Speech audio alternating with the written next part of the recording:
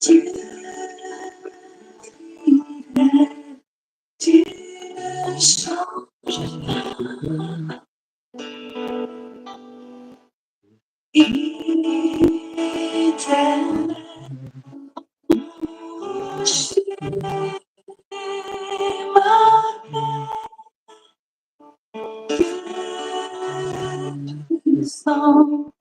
je m'appuie sur toi.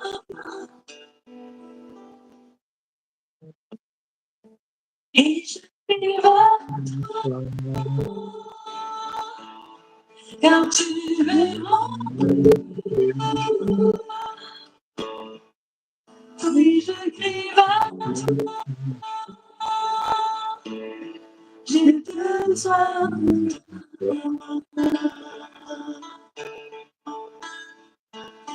Tu es fidèle, tu ne changes pas.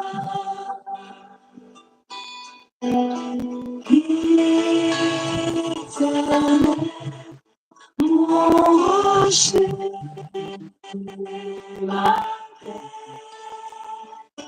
Dieu puissant, je m'appuie sur toi.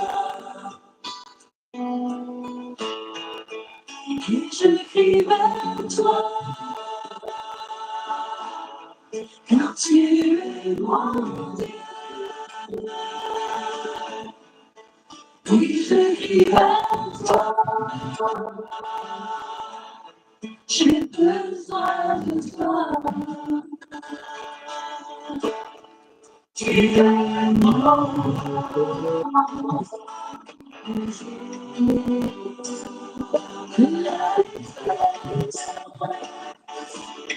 mais si j'attends,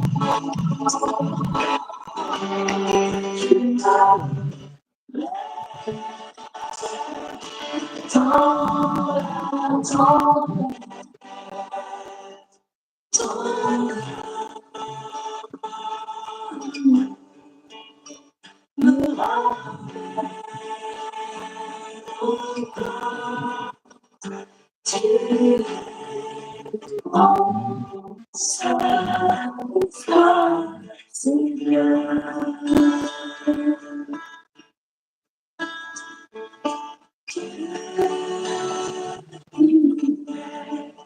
Tu ne changes pas. Éternel, mon rocher, ma tu es puissant, je m'appuie sur toi.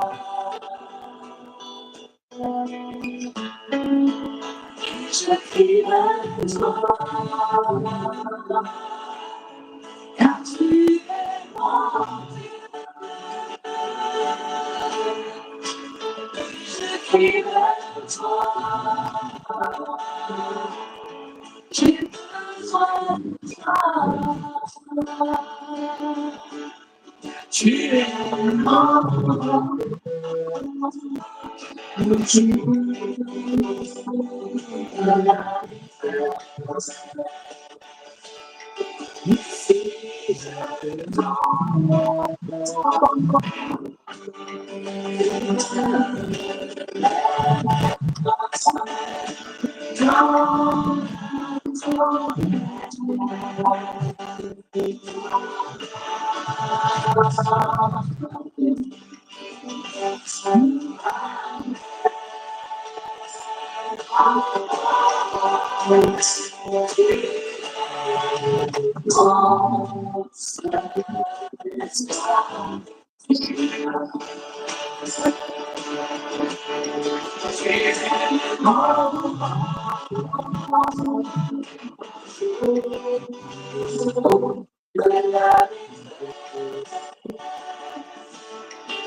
Si j'attends,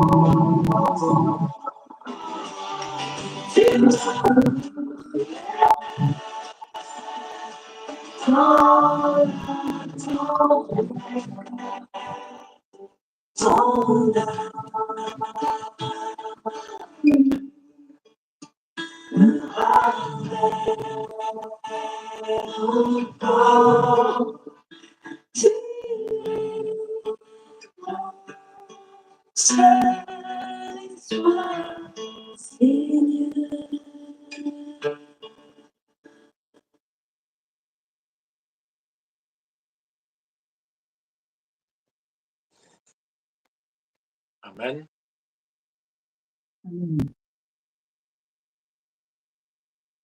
Afaka manomboka na. Eny tompoko afaka manomboka eto tompoko. Miarabanareo indray ry havana izay mianadahy zany a mivantana androany sabotsy fahavalon'ny volana Jona 2024 dia ho ampitomboana amintsika mandrakariva ny fiadanan'ny tompo ary indrindra ny firaisana amin'ny fanahy masina indrindra Jesosy Kristy hamangatsika tsirairay avy. Araka ny hira teo dia amin'ny teny frantsay izy teo fa raha dika tsotra amin'ny teny gasy dia hoe Andriamanitra tsy miova. Ny Andriamanitra tsy miova fa izy zany dia tena vampilampy ary tena avy anteherana. Tsika olombelona no miovaova. Tsika no mierikerika, tsika mora mivily fa ny tompo dia tsy miova mihitsy. Izy dia eo ary izy araka ny teniny izy nanao ny lanitra sy ny tany, izy no nampitoetra an'izany. Ka izay zany hibebaka tsika avy eo araka ny efa fantatrao raha izao ianao vao manatrika ny fiaraha-mivavaka amin'ny ho avy Jesosy Kristy dia hanomboka amin'ny fibebahana foana aloha tsika satria tsy mihaino mpanohitra ny tompo. Mila mibebaka tsika alohan'ny hoe midera manome voninahitra azy. Afaka midery tsika, afaka manome voninahitra fa ny tian'ny tompo tsy mihaino izy raha mpanota sy tsy mendrika no eo anaminy.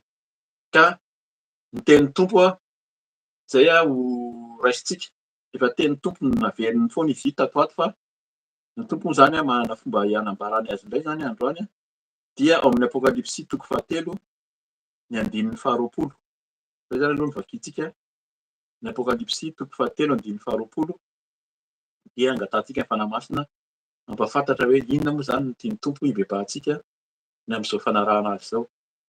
Araka ny teny teo mandalo tafio-drivotra araka ny tononkira tena betsaka mihitsy ny tafio-drivotra amin'ny fiainan'ny zanak'olombelona indrindra ankehitriny fa ny tompo tsy miova.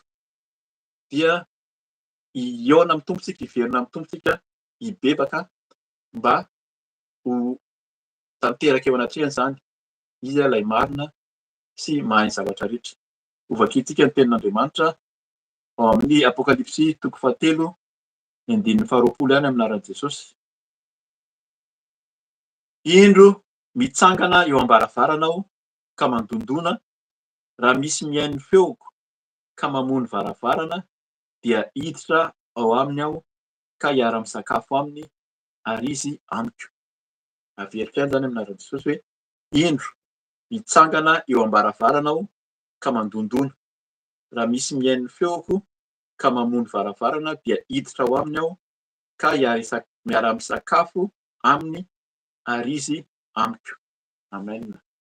Araka ny teny teo zany tsy voaely eo nefa nizarain'ny mpanompony ny amin'ny fibebahana fa ny tompo ampahafantarina antsika indray zany. Raisina manomboka amin'ny 9 eo zany fanombohany indro. Dikan'izay zavatra manohitra zany ny tompo zany miteny hoe indro zany hoe efa eo izy zany efa eo izy zany mitsangana eo am-baravarana ozy izy ka mandondona. Inona ilay varavarana tenenina dia ny fotsika. Fa nazavaina tsara zay fa matoa averin'ny tompo eto dia alohan'ny bebahantsika dia tiany mihitsy zany hiditra ao amin'ny fotsika izy. Amin'ny farany dia hanao vavaka sy fiantsoana ny mpanompony raha mbola tsy nandray ny tompo ianao dia hanao vavaka sy antso izy ho fanoloran-tena. Raha miembotra ianao raha miala tamin'ny tompo zany amin'ny araka ny hira teo hoe feno ny tafio-drivotra dia mivilivily ny olona dia fotoana koa zany izao hiverenanao koa hanoloranao tena.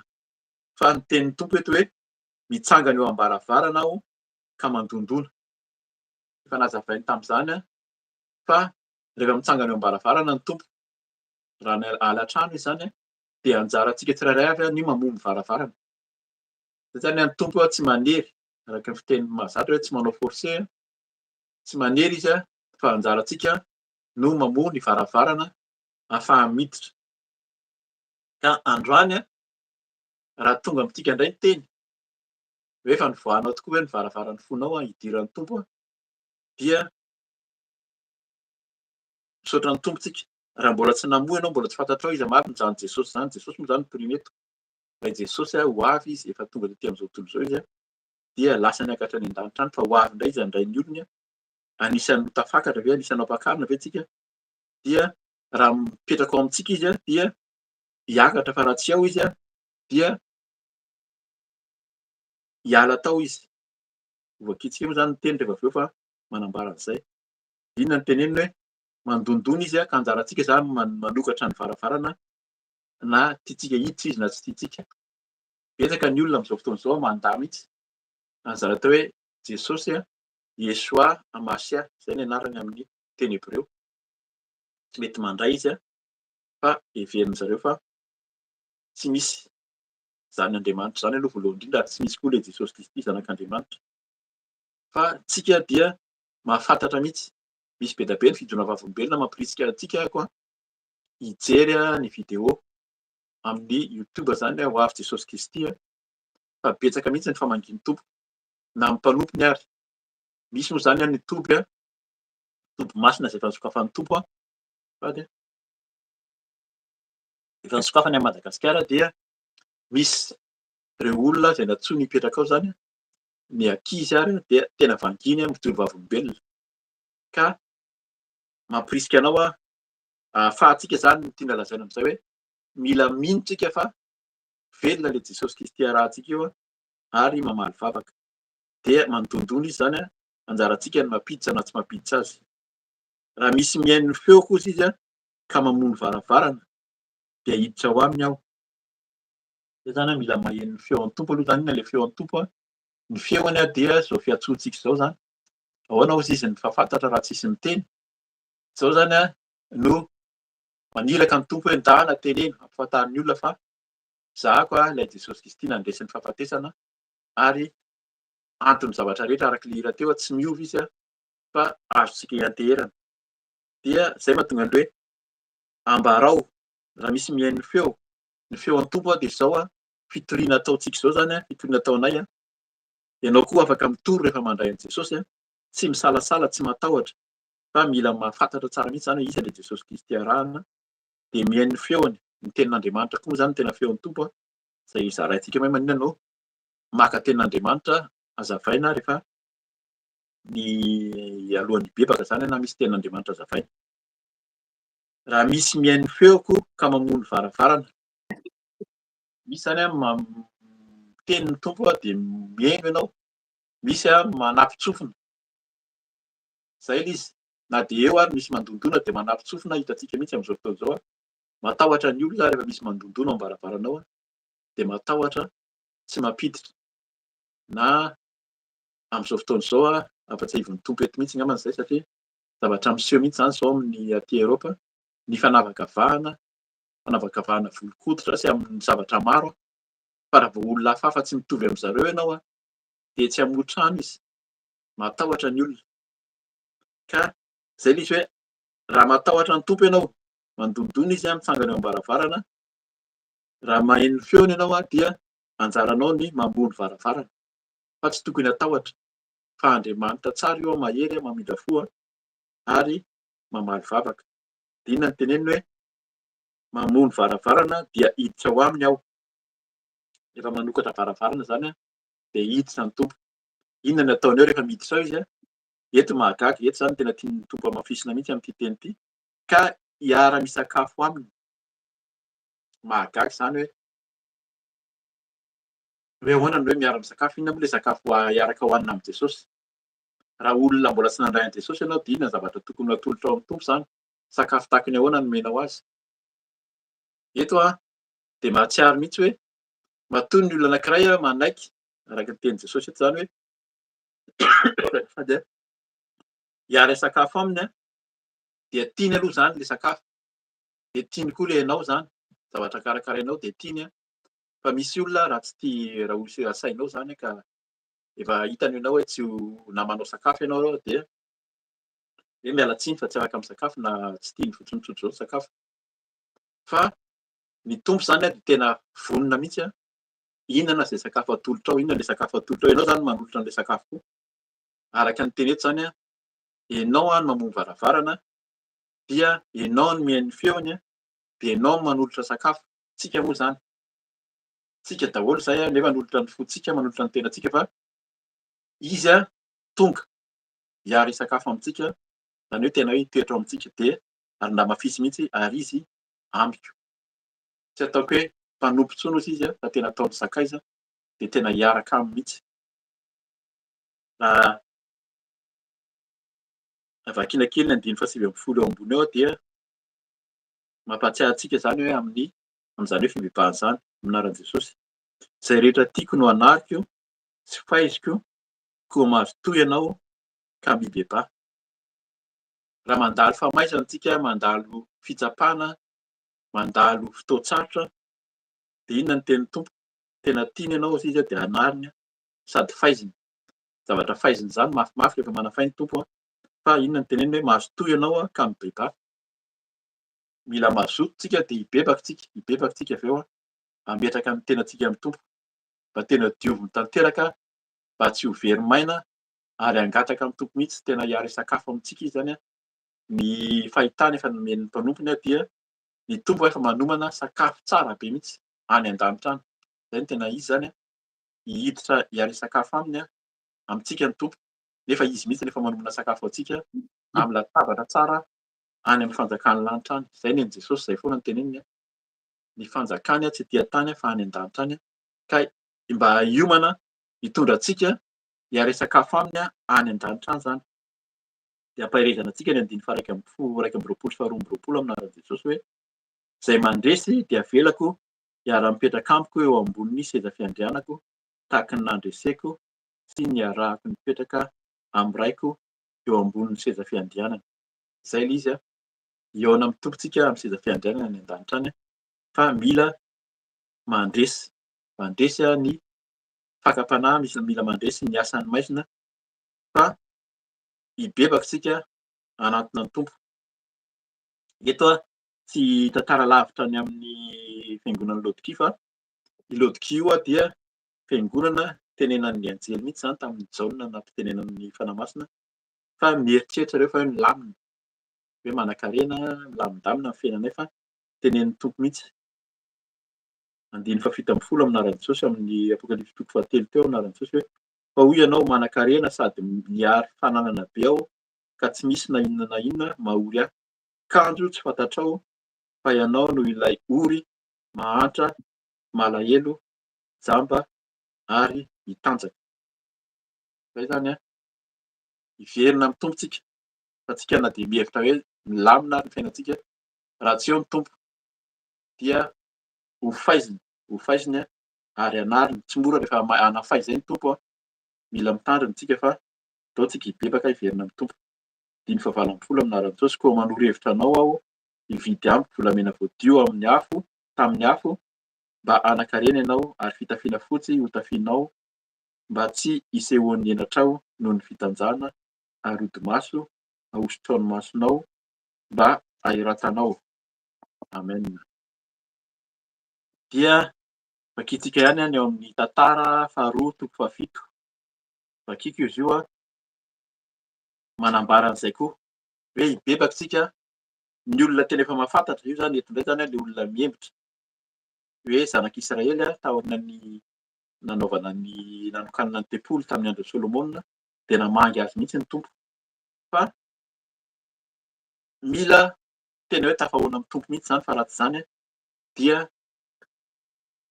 lasa ny tompo mihitsy no hanafay sy hanao tsinontsinona ny fanarahantsika azy.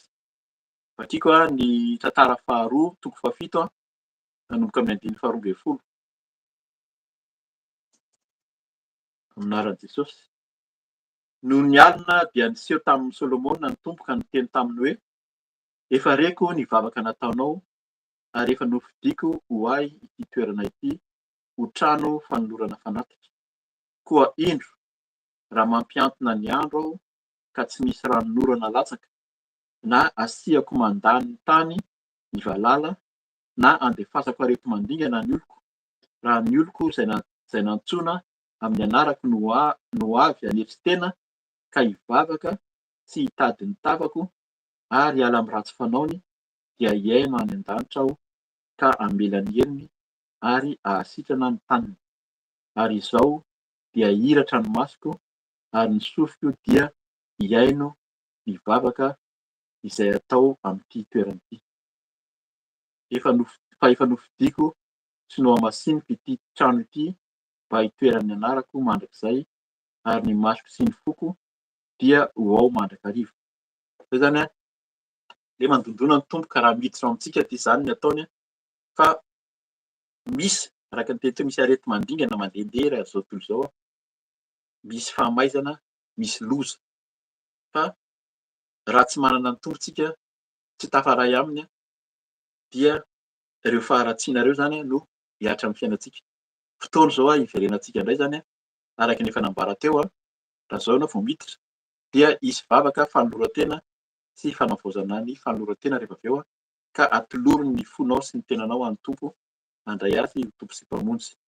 Dia hibebaka tsika amin'ny faharatsiantsika rehetra. Iny moa zany tena hibebahantsika. Raha mbola tsy niaraka hatraminay teto ianao dia mila hibebahana daholo na ny zavatra atao rehetra, ny vatana, ny tanana, ny tongotra aman-tanana, ny maso, mila entina amin'ny tompo mba dioviny. Nandeha tamin'ny ratsy tsika, fa fotoana zao hiverenana amin'ny tompo. Vakiantsika ny marika toko 7, andiny 12 no vakiantsika ka hatramin'ny 15 dia hivavaka tsika, hibebaka eo anatrehan'ny tompo, andohalika tsika tsirairay avy hifona amin'ny tompo avy eo. Marika toko 7 andiny 12 aminaran'i Jesosy. Na iza no manafitohina na iray aza amin'ireo madinika mino ahy ireo azafady, dia tsara ho azy raha anatonana vato lehibe fiksoam-bary ny tendrany ka atsipy any anaty ranomasina izy. Ary raha ny tananao no mahatafitohina anao dia tapao izy, fa tsara ho anao ny miditra kilemaina any amin'ny fiainana noho ny manana tanana roa nefa riana any amin'ny afo be. Dia any amin'ny afo tsy azo vonoina, any ny kankany tsy maty ary ny afo tsy mety maty. Ary raha ny tongotrao no mahatafitohina anao dia tapao izy, fa tsara ho anao ny hiditra mandinika any amin'ny fiainana noho ny manana tongotra roa nefa riana any amin'ny afo be, any amin'ny afo tsy azo vonoina, any ny kankany tsy maty ary ny afo tsy mety maty. Ary raha ny masonao no manafitohina anao dia esory hiala izy, fa tsara ho anao ny hiditra tokamaso any amin'ny fanjakan'Andriamanitra noho ny manana maso roa nefa riana any amin'ny afo be, any amin'ny kankany tsy maty ary ny afo tsy mety maty. Andiny 7 aminaran'i Jesosy. Fa samy ho sedraina amin'ny afo izy rehetra, ary ny fanatitra rehetra dia samy ho sedrana amin'ny fanasina. Tsara ny sira, kanefa raha tonga matsato izy, inona indray no entinareo mampody ny tsirony? Aoka hisy sira ao anatinareo ary mihavana tsara ianareo. Zay no tenin'ny tompo, hibebaka tsika, hitondra ny tenantsika eo amin'ny tompo mba tena dioviny, mba tsy araka ny teny tao amin'ny apokalipsy hoe milamina tsara tsika vatana tanteraka, tsy hoe mihevitra hoe manan-karena sy hoe matanjaka. Aya, mampatahotra ny teny eto fa naveriny foana. Any amin'ny afo be hozy izy, ariana any amin'ny afo be, any amin'ny afo tsy azo vonoina, any ny kankany tsy maty ary ny afo tsy mety maty. Misy zany matoa averiny eto, Jesosy no miteny an'izany eto, ka dia andao tsika hibebaka, handohalika, hifona amin'ny tompo. Handohalika tsika ry havana.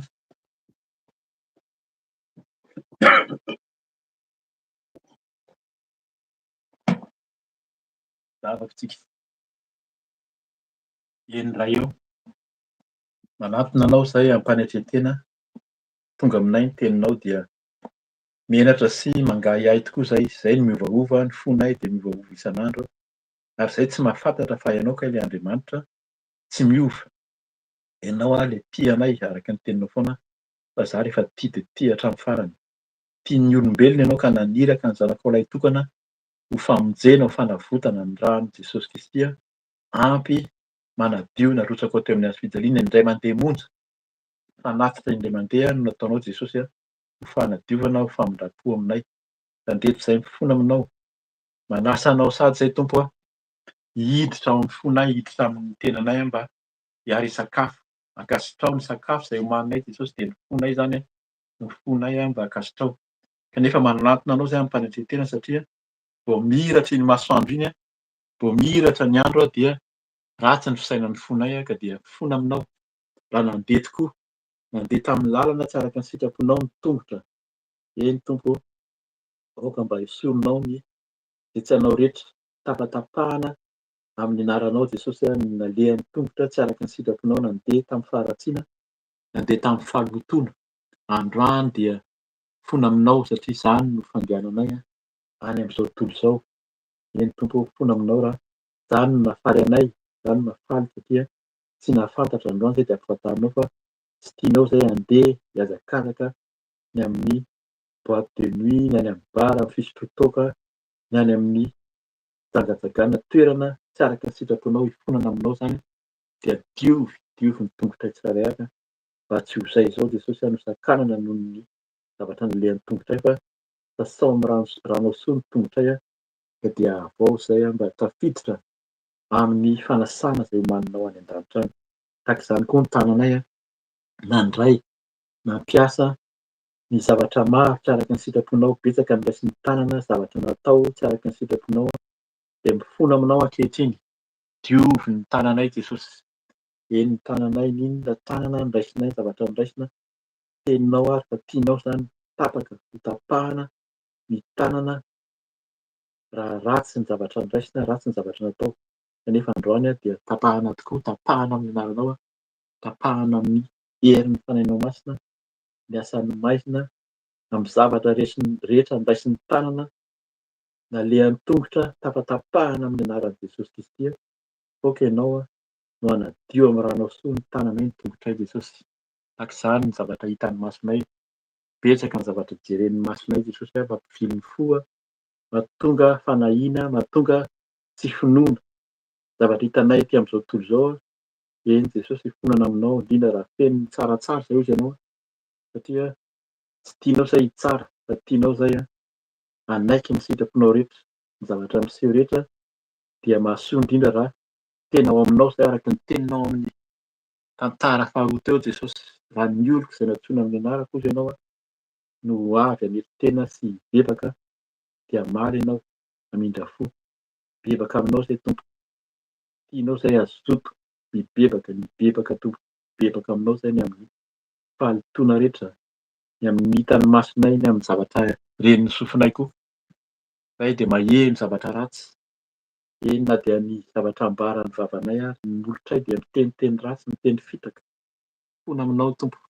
Mba tsy ho izany no hisakanan'ny voninahitra ao.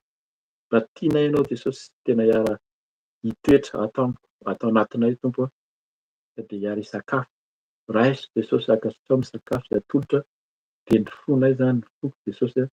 Raiso ny tenako, raiso hiaro hisakafo tsika Jesosy ka dia misaotra indrindra izany ny faniriana mba hihaona aminao any amin'ny voninahitra ao any an-danitra any satria izany no homaninao anay.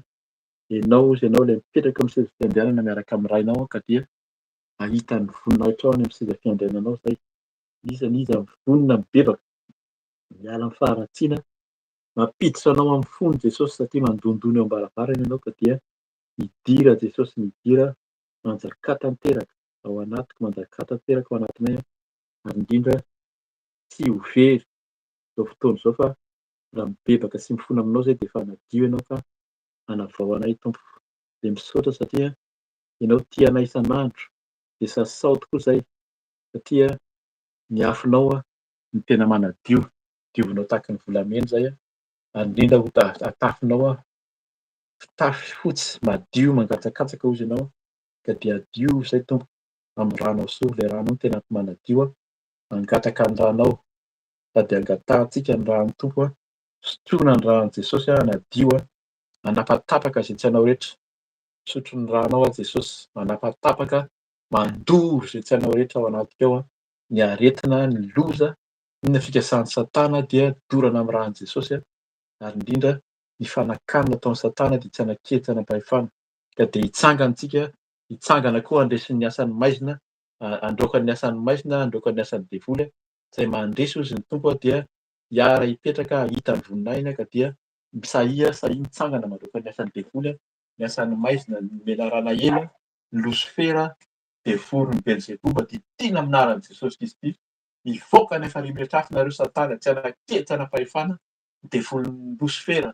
Losifera, ny menarana ela, ny menarana tranainy tapatapahana, dorana amin'ny ranon'i Jesosy, dorana amin'ny ranon'i Jesosy ny asan'ny devoly Satana, devolin'ny fanakana tsy ahafahana mandray an'ny tompo, tsy handraisana an'i Jesosy, tsy handraisana ny voninahitry ny tompo, tapahana sy didina amin'ny anaran'i Jesosy, devolin'ny fampierikerehana, devolin'ny tsy finoana fanahiana amin'izao fiainana izao, didiko amin'ny anaran'i Jesosy Kristy miala, mivoaka any efa rehetra dorana amin'ny ranon'i Jesosy, devolin'ny Belzebuba, devolin'ny Losifera, ny asan'ny Satana rehetra, ny devolin'ny menarana ela, menarana tranainy, ny famisaviana, ny mpamosavy, ny loza sy ny fahafatesana, devolin'ny fahafatesana, ny aretina terako amin'ny anaran'i Jesosy Kristy miala, ny tsimoka aretina, ny valana aretina, miala any efa rehetra, ny tsimoka aretina, ny valana aretina rehetra, tsy hanjaka amin'ny tenanay, tsy hanjaka amin'ny fanahiko, tsy hanjaka amin'ny ankonako, tsy hanjaka amin'ny tokantrano, ny asan'ny devoly Satana, tsy hanjaka amin'izao asa fanompolo izao, ny fikasan'ny Satana rehetra, didina amin'ny anaran'i Jesosy Kristy, mivoaka nareo Satana, miala any efa rehetra ny devoly Satana, devolin'ny fanenjehana, devolin'ny fanaratsiana, devolin'ny fanenjehana sy ny fanaratsiana ny amin'ny tenanay, ny amin'ny fiainanay, ny amin'ny asa fanompoana rehetra, tapatapahana, potehana amin'ny anaran'i Jesosy Kristy, dorana amin'ny ranon'i Jesosy any efa rehetra ny Satana sy ny devoly, raha ny ranon'i Jesosy ny handraka, ranon'i Jesosy handrakotra hitahiry ary ny ranao Jesosy hanadio tanteraka dia misaotra miasa, misaotra mamaly vavaka, misaotra fa ianao manadio, ianao manapakapaka, dorana potehana amin'ny ranon'i Jesosy, dorana amin'ny anaran'i Jesosy, roahana amin'ny anaran'i Jesosy Kristy, any amin'ny farihy rehetra, any amin'ny farihy hafa, any amin'ny farihy rehetra ny asan'ny devoly Satana rehetra, tsy hanaketsy hanam-pahefana, ny varavarana varahana, ny hidi-vy, tapatapahana amin'ny anaran'i Jesosy, tsy hahenoina ny voninahitr'Andriamanitra, tsy hisehoan'ny voninahitr'Andriamanitra amin'ny fiainanay, tehako roahako ny Satana amin'ny farihy rehetra, ranon'i Jesosy handrakotra, ny ranon'i Jesosy handrakotra, ranon'i Jesosy handrakotra ny asany rehetra, fanahy masina no hanjaka tanteraka, ianao Jesosy hanadio, ianao mihaino vavaka ka dia misaotra satria ianao mamaly vavaka, ianao mamindra fo, misaotra ny fanahinao masina, ilay fanahy irahanao, ilay fanahy masina irahanao koa ilay fanahy masina, afo ilay fanahy afo,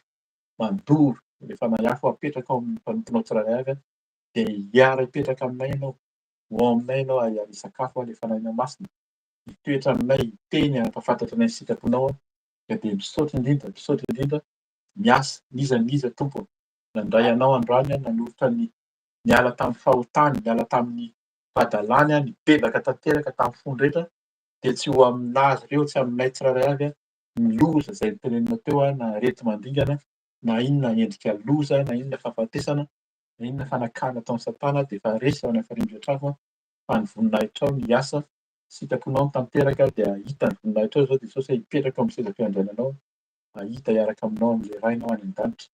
Misaotra mihaino vavaka, misaotra mamindra fo, misaotra mamela helika, misaotra manadio anay amin'ny rano fisotra dia misaotra indrindra Tompo, very nandroalika isika hangataka ny fanahy masina, angatao ny fanahy masina hameno ny fonao, hameno ny tenanao fa raha lasa ny Satana, lasa ny devoly ka tsy feno fanahy masina isika dia ho loza, ny hanjoza izy mihoatra ny zavatra hiseho indray teo aloha dia mangataka anao izay fanahy masina, fenoy anao izay, fenoinao tanteraka, ianao nanala ny asany maizina, ny fanahy fotoana rehetra tokoa, ny teny ratsy, ny fandianana tsy araka ny sitraponao, ny fomba tsy araka ny sitraponao dia efa diovinao tanteraka ka dia fenoy izay manomboka izao, fenoy rano soa, fenoy fanahinao masina.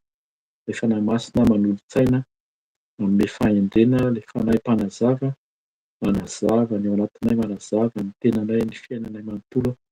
Ilay fanahy manolo-tsaina, mampianatra anay ny marina araka ny teninao teo fa raha misy mihaino feoko dia hiditra ianao.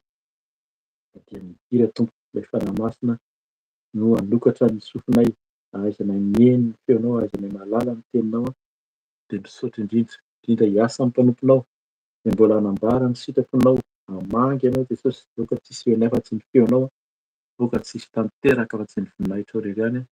Misaotra satria mihaino vavaka mandrakariva ianao mamaly vavaka, misaotra mamindra fo aminay mandrakariva, amin'ny anaran'i Jesosy Kristy. Aleloia, aleloia, dia raina mandrakizay ny anaranao Tompo. Aleloia, amen, amen.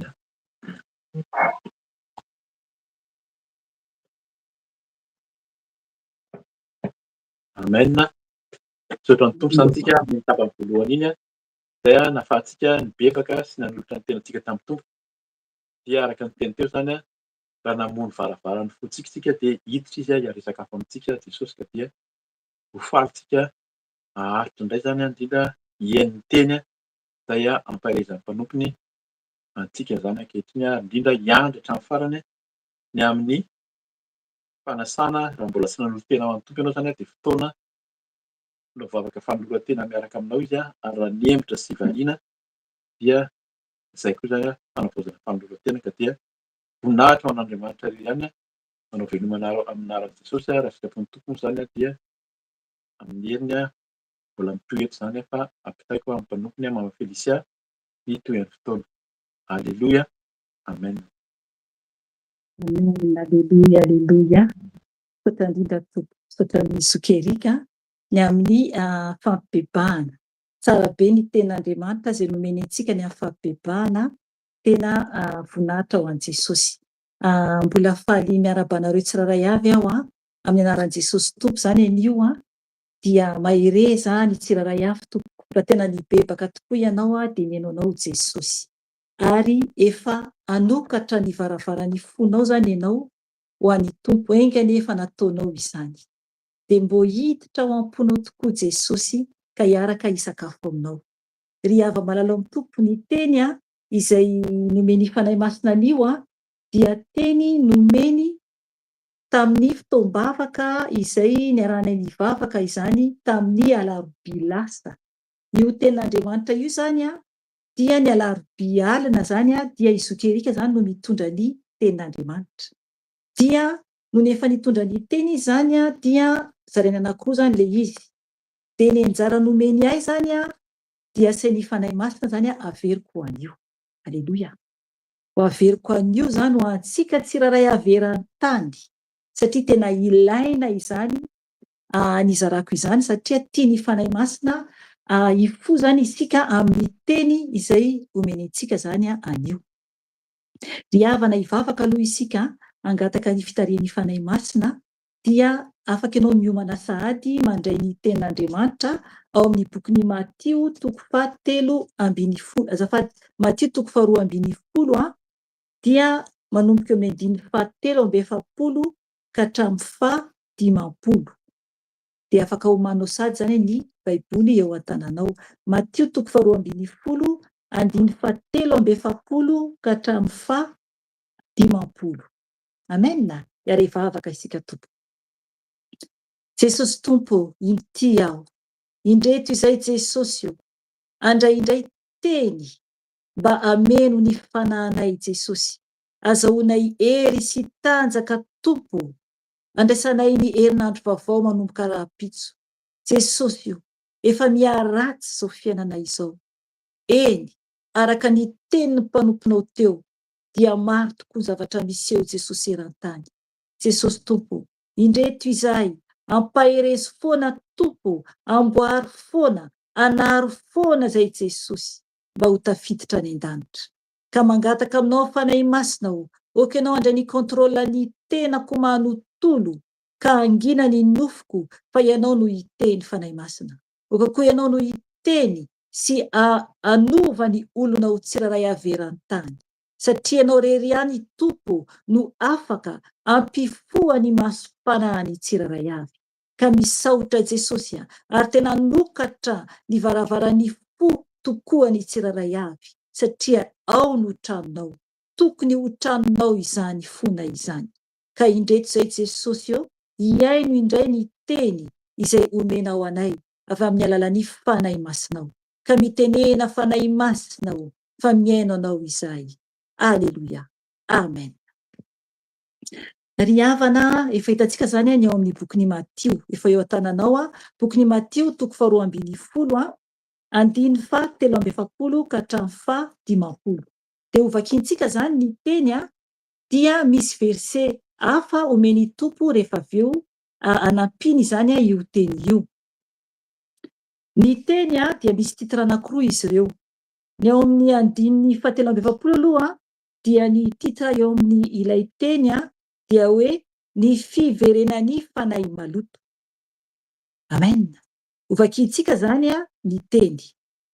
Hoy ny teny tompo vakiko amin'ny anarany. Raha miala amin'ny olona ny fanahy maloto, dia mandeha mitety ny tany tsy misy rano izy, mitady fitsaharana nefa tsy mahita. Dia hoy izy, ody any amin'ny tranoko izay nialako ao. Ary no ny tonga izy dia hitany fa foana ny trano, sady efa voafafa no voalamina. Ary mandeha izy ka mitondra fanahy fito hafa koa izay ratsy no izy miaraka aminy. Dia miditra ireo ka mitoetra ao, ary ny fiafaran'izany olona izany dia tonga ratsy noho ny voalohany. Dia tahaka izany koa no ho amin'ity taranaka ratsy fanahy ity.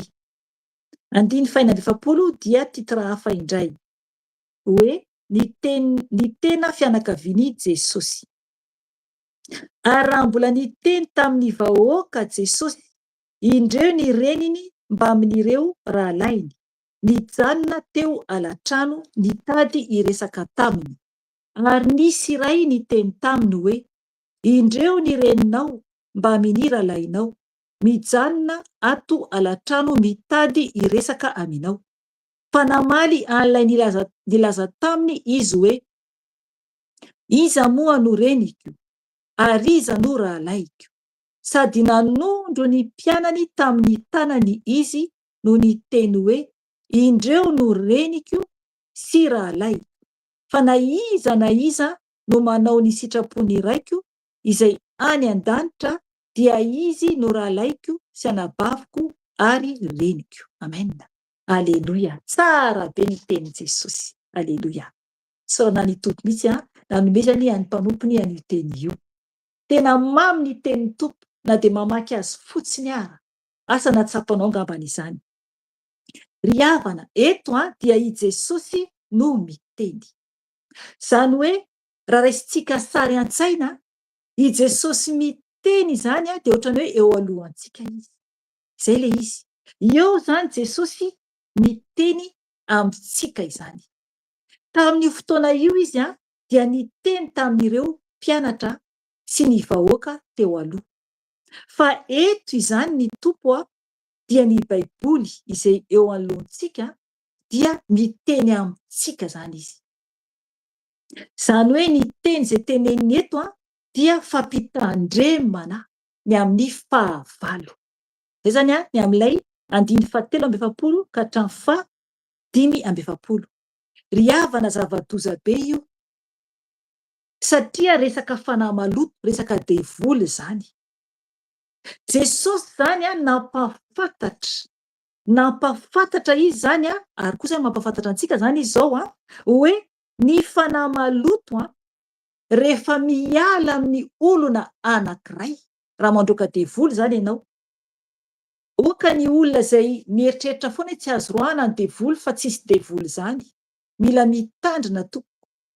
Firy ny devoly ao anatinao hatramin'ny fahazazanao na tserovanao saina hoe ty tsara ty ratsy. Hoe teny ratsy ohatr'izao ianao na nangalam-pihinana ianao, na nasika ianao, izany efa devoly avokoa izany. Izany hoe hatramin'ny fahazazantsika, hatramin'ny tserovantsika saina dia manomboka miditra ny devoly rehefa manota isika. Ka raha olona mbola tsy nalàna devoly, mbola tsy nirona devoly, de firy izany ny devoly ao anatiny. Légion mihitsy. Tena narivony maro. Marina anie zany tompoko e, marina zany. Tena marina zany. Rehefa mandroaka devoly ary koa ny tompo rehefa mampahita fahitana, dia tena hoe betsaka ny devoly. Betsaka ny fanahy maloto. Ary zavatra kely foana dia efa azahoany Satana antsika. Mila mitandrina isika tompoko. Ny devoly dia misy isan-karazany. Satria tamin'ny Lucifera natsipy norohan'Andriamanitra tany an-danitra, dia nisy koa ireo anjely izay nanaraka azy. Ireny anjely izay nanaraka azy ireny dia mandehandeha ety ambonin'ny tany ary anarivony maro ny any amin'ny afobe. Ry havana zavadozany, zavadoza. Ka mila mitandrina isika tompoko. Fa tena zavatra kely foana dia efa idiran'ny devoly amin'ny fiainantsika. Kely foana. Mila zany manaiky orohana devoly ianao raha te ho any an-danitra. Raha te ho any an-danitra. Fa raha tsy te ho any an-danitra moa ianao de efa ireny ihany no hiaraka aminao ho any amin'ny afobe. De ireny ihany no ampijaly anao rehefa any amin'ny afobe. Ary tsy ho hisy fiafarany intsony. Zao ny olona anankiray izay misy devoly dia efa mijaly satria ny tenany tsy azy intsony fa an'ilay devoly satria fanahy ratsy. Maka ny teritoirany zany ao anatin'ilay olona izy. Zany hoe teritoiranao zany, tenanao, fanahinao izay nomen'Andriamanitra anao, dia navelanao nangalariny Satana de napetrany ao anatinao zany ny devoly dia tsy anao intsony ny tenanao. Ary tsy an'Andriamanitra ihany koa fa an Satana. Zany hoe azo tanteraka izany ny olona anankiray izay tsy manaiky roahana devoly. Efa tsy an'Andriamanitra intsony.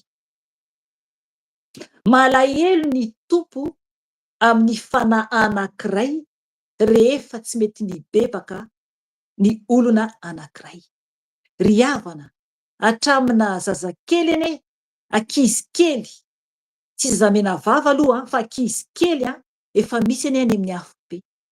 Noho ny avy amin'ny dessin animé na amin'ny tsy fankatoavana ny ray aman-dreny. Mamalivaly ny ray aman-dreny ankizy kely dia raha ohatra ka maty ka tsy mibebaka dia efa any amin'ny afobe. Ry havana satria fanahy, ny fanahy rehetra dia tsisy hoe ty fanahy kely, ty fanahy lehibe. Fa ny fanahy rehetra dia mitovy avokoa eo anatrehan'ny iray. Ny fofinaina izay nomeny antsika izany mitovy avokoa. Raha ohatra ianao indray androany ka vonona ka tonga any amin'ny toby ao Antananarivo dia ho gaga ianao. Ho gaga ianao. Ankizy kely mandroaka devoly. Na ny feony ary angovotra ianao. Ankizy kely mandroaka devoly. Ary ireo ankizy ireo dia efa mihitsy hoentin'ny tompo any an-danitra. Hoentin'ny tompo any an-danitra. Ary ny fanahy masina miteny amin'ny alalany. Rehefa tonga ny fanahy masina miteny amin'ny alalany, le kely indrindra ao. Alefan'zareo ty mantsy ny video, misy avokako, ho avokako, misy tsy ho avokako. Satria ny tompo mihitsy no miteny zany. Aminay hoe misy azo avoaka, misy tsy mbola avoaka aloha na tsy avoaka. Satria misy ho anay koa. Dia rehefa hita izy io ao anatin'ny video, dia hita mihitsy hoe ny fanahy masina no maka ny autorité. Tena entitra be ny vavan'ilay zaza rehefa miteny. Ny feony zany. entitra ankizy kely nefa zany ankizy kely. Aleloia. Tsara Jesosy. Zay le hoe na dia kely ara izy dia mpanompon'Andriamanitra. Mpanompon'Andriamanitra. Ohatra ny Davida sy Goliata. Raha ohatra ka Goliata ianao tonga any, dia ho resin'ny Davida ianao. Ho resiny Davida ianao. Meteza ho resiny Davida. Satria ilay Goliata dia i Satana izany na Lucifera izay ao anatin'ny olona feno devoly. Na koa Belzeboba. Ry havana. Jesosy tia antsika dia te hanafaka antsika. Tia antsika ny Tompo. Ary tiany isika ho afaka. Tiany isika ho afaka. Ramatoa lehibe anankiray. Ramatoa lehibe anankiray noroahana devoly tao amin'ny toby amin'ireo ankizy ireo miasa koa. Ry havana, misy mahita fahitana. Mahita fahitana, mahita ilay ramatoa ao anatin'ny fahitana. Ry havana, tsara ny Tompo. Tsara ny Tompo. Ary nahatsapa mihitsy ilay ramatoa hoe misy ny Tompo tokoa aho. Ao tokoa Jesosy. Ao Jesosy ao amin'ny toby. Tompoko, ao Jesosy ao amin'ny toby. Ry havana, aza mangataka andro. Aza mibaby an'i Satana.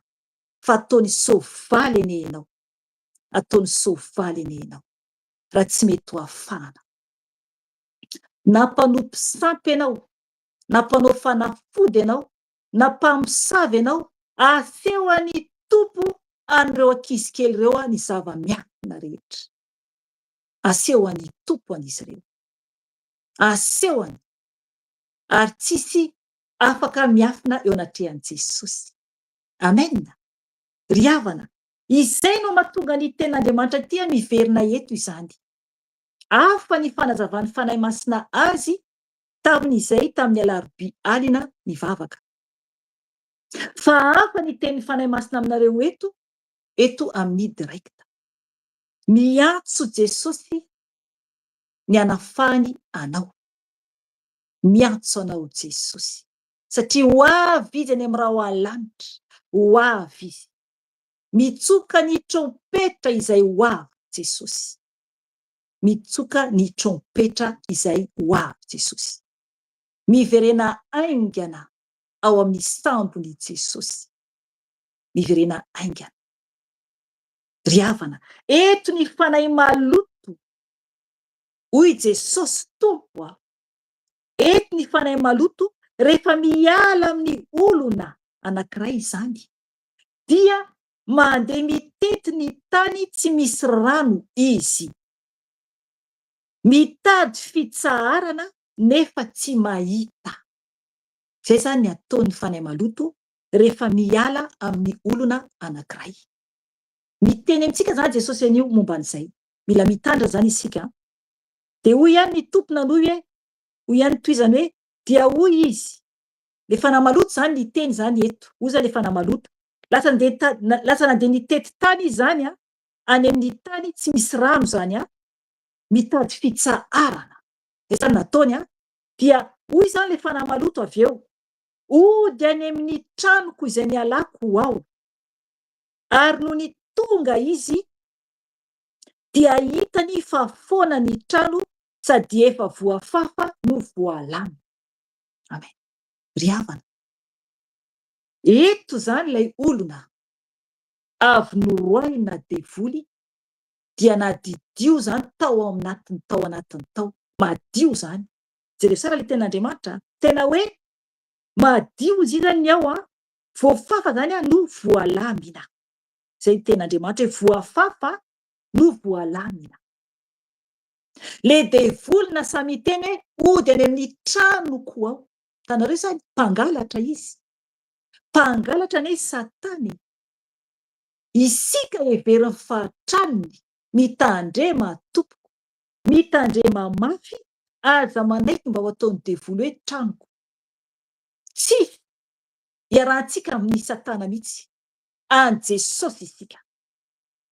Raha manana autorité ianao amin'ny fanaratsy, tsy fipetraka aminao na dia teny ratsy kely ary dia efa miala aminao. Na ny fijery mivilana ary dia efa miala aminao. Ry havana, ianao no misafidy, izaho no misafidy. Zay le izy. Ohatra ny olona anankiray io, tonga izy eo am-baravaran'ny tranonao, dia hamaky ny varavarana izy dia hiditra hipetraka ao. Zay ny ataon'ny Satana.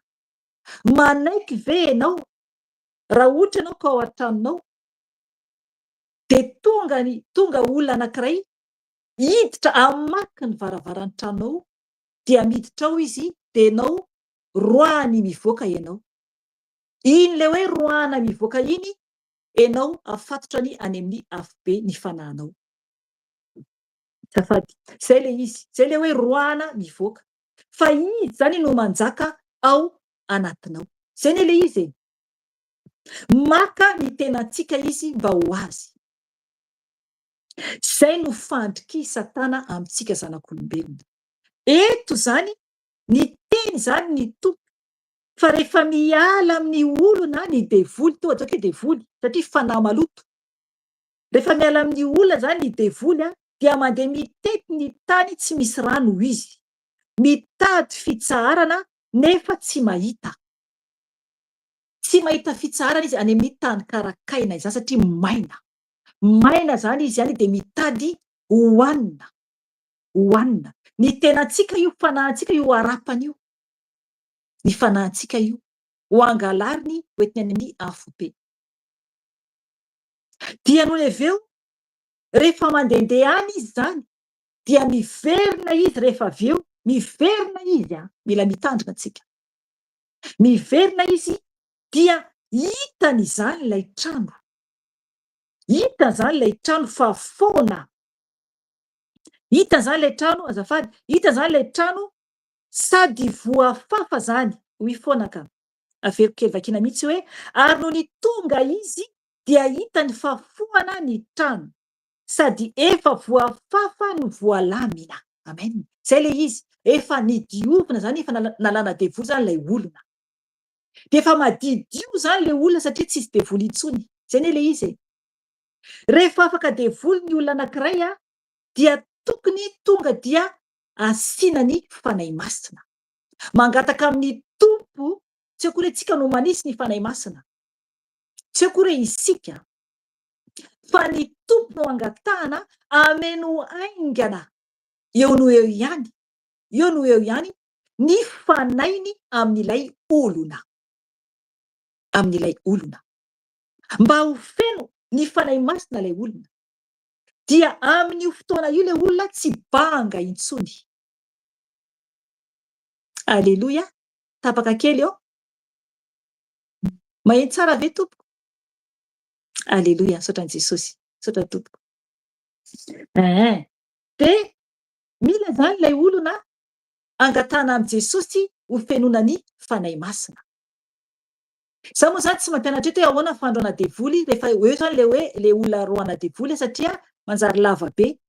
Satria ao anatin'izay mbola misy zany atonga izay ahafantarana hoe tena lasa marina ve le devoly. Satria indraindray mody mitomany ilay olona zany, le devoly ao anatiny. Dia ihany koa zany mety miteny zavatra hafa izy. Na mety miteny koa izy hoe zao zavatra manjo anahy, fa manina ny atao an'izao. Tsy le olona iny, fa le devoly. Fa misy fomba zany ahafantarana hoe lasa marina ilay devoly. Dia rehefa lasa marina ilay devoly, dia mangataka amin'ny tompo, amenoany tompo azy ny fanainy masina. Dia rehefa feno ny fanainy tompo ilay olona, dia eo zany tsy maintsy tezaina ara-panahy ilay olona. Tsy maintsy ampaherezina ara-panahy ilay olona. Mba hijoro tsara. Mba hijoro tsara. Dia asaina manompo ny tompo. Asaina manao ny asany tompo. Ilay olona izany. Raha ohatra iny olona iny ka efa vita batisa tamin'ny ranobe, dia efa vita batisa tamin'ny ranobe zany izy. Fa raha mbola tsy vita batisa tamin'ny ranobe dia tsy maintsy atao batisa ao arinany fanadiovan'ny tompo azy nanalana ny devolon'ilay olona. Dia avy eo ilay olona dia atao batisa amin'ny rano be, atolotra ho an'i Jesosy hanao ny asan'i Jesosy. Kanefa raha ilay olona indray no mandà dia tsisy dikana zany na androana devoly azy fa vao miala izy tonga amin'ilay tenin'Andriamanitra eto ambany. Ho vakiantsika io hoe rehefa averiko aloha 9:7. Rehefa hitany fa madidio zany ao anatin'ilay tranony, io madidio dia hoe ilay olona zany tsy mivavaka, tsy manompo an'Andriamanitra, tsy manao ny asan'ny tompo fa mandehandeha fotsiny eny zany. Amin'izay fotoana izay hoe le hoe hitany fa voafafa ny ao amin'ny trano zany no voalamina, tsisy ninina zany, vida zany ilay olona. Dia amin'iny hoy izy Jesosy, hoy zany ny tompo amin'iny, hoy zany ny tompo amin'iny hoe amin'iny izy dia vakiso 9:7 hoe ary mandeha izy ka mitondra fanahy fito hafa koa izay ratsy noho izy miaraka aminy. Dia miditra ireo ka mitoetra ao, ary ny fiafaran'izany olona izany dia tonga ratsy noho ny voalohany. Dia tahaka izany koa no amin'ity taranaka ratsy fanahy ity. Amen. Ry havana, rehefa tsisy any tompo ao amin'ilay olona, na dia avy norohana devoly ara, fa falifaly hoe afaka dia hoe zao ve ny asan'Andriamanitra ve ho mafy be toy izao? Dia iny mbola mandeha misotrosotro kely ihany, ohatran'ny fatao teo aloha, na hoe iny mbola mandeha mampirafy ihany, na hoe iny mbola mifoka sigara kely ihany, na iny mbola mandeha makany amin'ny boîte de nuit kely ihany, na iny mbola miaramiaraka amin'ny namana kely ihany, na iny hoe ay be dia be le problème fa andeha hijery ary amin'ny fanafody indray aloha. Zany tsy mandeha makany am-panao fanafody tsony ary tsy misotro tsony, fa eo zany fitenenandratsy na tena hoe fakamoana tanteraka anatin'ny fanahy masina zany asan'Andriamanitra, dia lasa manaonao foana zavatra hafa, verina amin'ny kolikoly hoe tsisy vola tsony ity fa andeha hanao kolikoly indray. Ry havana, zay le izy zay fotsiny dia ilay devoly lasa teo. Iny anankiray iny, ohatra hoe devoly ny amin'ny kolikoly ohatra, iny ray iny hitondra namana fito hafa. Fito hafa ratsy no ilay teo. Ratsy no ilay teo. Raha 10 izy zany ny tao, devoly anankifolo, dia firy zany ny fanahy hoentiny avy eo. Ry havana, mila mitandrina isika, mila mitandrina mafy isika. Lasa miaratsy kokoa ilay olona. Tena izany mihitsy, tena misy olona ohatr'izany mihitsy. Vomi zava-doza be ny toetran'ilay olona rehefa avy nafahana nefa niverina tamin'ny nahalohany araka ny tenin'Andriamanitra. Dia vomi zava-doza be ny zavatra miseho. Mila mitandrina isika tompo. Ry havana, eto Jesosy dia te hampitandrina antsika. Raha ohatra ka afaka ny olona anankiray, dia mila ianao mijoro tsara, tena manaraka an' Jesosy 100%. Fa raha mbola tia an'izao tontolo izao ianao, dia aza miteny hoe hiaraka aminao a Jesosy, satria zava-doza be ny anjoanao. Mazava tsara ny tenin'Andriamanitra eto. Rehefa misy problème ianao zany dia aza mihazakazaka hoe andeha hamanty problème ity aho. Fa inona no anatonanao an Jesosy? Sao dia ataonao fotsiny rehefa misy olana ianao, nefa ianao tsy miteny akory hoe rehefa vita le olana voavahan Jesosy dia anatona Jesosy, anompo an Jesosy. Ry havana, mila zany isika tsy manao an Jesosy atao hoe fialana fotsiny amin'ny problème. Mila isika tena hoe manolo tena ho an'ny tompo, ho azy mba ho tafiditra ny lanitra. Fantany anie, fantany hoe ito mivazivazy amiko, ito tsy mivazivazy amiko. Asehony tompo izany. Ry havana, te hiditra any an-danitra va ianao? Zay no tanjony isika rehetra ny ety ambony tany. Fa mila mijery ny lalana marina isika mba tsy ho voafitaka. satria be dia be ny lalana mandeha avia sy havanana mamitaka antsika. Za tao anatin'izany. Heverina hoe lalana mahitsy mankany amin'ny tompo, nefa lalana mivarona ho any amin'ny afobe. Eny tompoko, voafitaka avokoa isika rehetra eto ambonin'ny tany raha mbola tsy nahita ny lalana marina indrindra. Voafitaka avokoa isika. Fa rehefa tonga ny fotoana iaonantsika mihitsy amin'ny tompo, ny fahagagana ataony amin'ny tenantsika sy ny nanafahany antsika, dia tsy miozongozona intsony isika. Amen. Tsy miozongozona intsony isika. Ry havana, mila mitandrina mafy isika. Fizantsika ny tenin'Andriamanitra 9:7 no raisintsika. Ao Matthieu 2:20 io a. Hoy ny tenin'ny tompo vakiko amin'ny anarany. Ary raha mbola niteny tamin'ny vahoaka Jesosy, indreo ny reniny mba amin'ireo rahalainy nijanona teo alatrano nitady hiresaka taminy. Ary nisy iray niteny taminy hoe, indreo ny reninao mba amin'ny rahalainao mijanona ato alatrano mitady hiresaka aminao.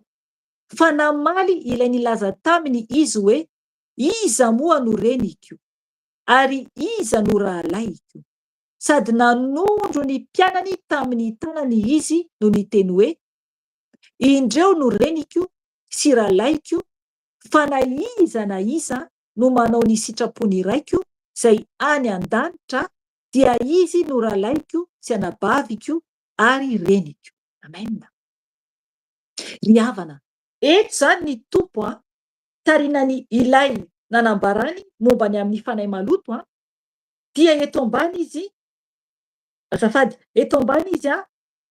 nanambara momba ny amin'ny hoe iza no tena avan'ny tompo izany. Zany hoe ho fantatrao rehefa afaka ny devoly ao anatinao, na tato anatiko zany dia fantatsika tsara hoe fianakavian'ny tompo isika. Satria ny fiainantsika mitovy tahaka ny fiainan'ny Jesosy. Mitovy tahaka ny fisainany tanteraka. Mitovy tahaka ny zavatra tiany Jesosy. Zay ny ilay izy. Rehefa afaka isika, dia ny tena tsapantsika dia zay olona tena manao ny asan'ny tompo, manolotra ny tenany ho an'i Jesosy, no mahasambatra ny fanahintsika sy ny tenantsika rehefa miresaka isika. Zay le hoe ara-panahy. Ara-panahy. Satria rehefa ao amin'i Jesosy isika, dia tsy mandany fotoana intsony amin'ny resaka momba n'izao tontolo izao. Afaka tamin'ny fandaniana lera, satria fantatsika tsara fa mihodina ny famataranandro. Mihodina aingana be ny famataranandro. Dia tsy te handany lera isika amin'ny fifosana, amin'ny faharatsiana, satria ho avy Jesosy. Ary fantatsika tsara ilay fahavalo miady amintsika.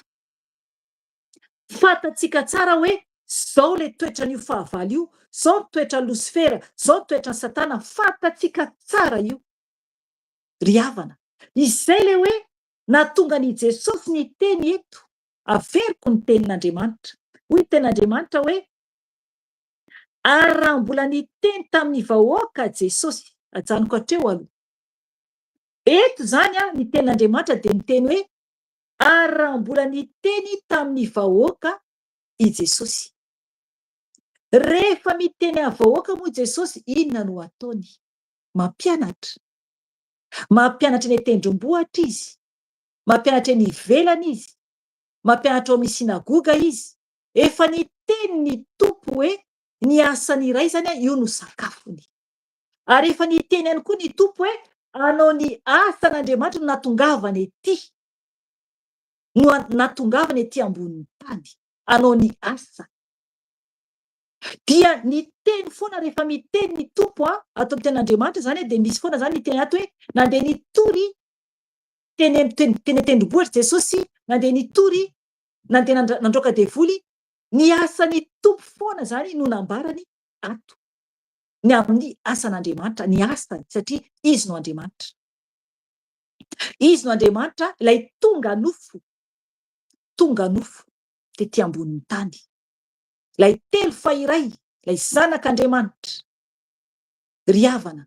Eto zany Jesosy izy ny teny amin'ny vahoaka. Amen. Maheno ve to?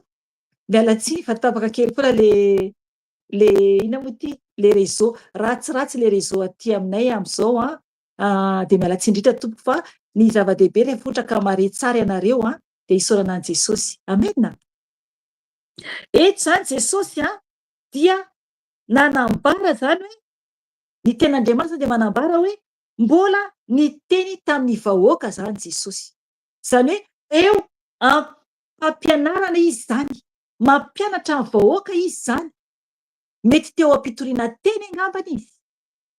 Dia eto zany dia hoe indreo ny reniny mba amin'ireo rahalainy nijanona teo alatrano nitady hiresaka taminy. Amen.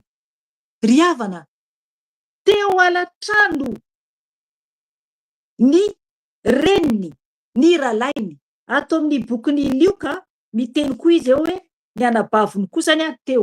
Satria eto amin'ny bokin'ny Matio tsy miteny izy hoe ny anabaviny teo fa ery ambany izy vao miteny hoe ny anabaviny teo, fa ao amin'ny bokin'ny andrasako jereo kely ao amin'ny bokin'ny Marka angambany izay raha tsy diso andraso fa jereo kely Marka 7 na ao amin'ny bokin'ny Lioka zany teny an'iny Marka 7 andiny faha 1 amby 30 ka hatramin'ny faha 5 amby 30.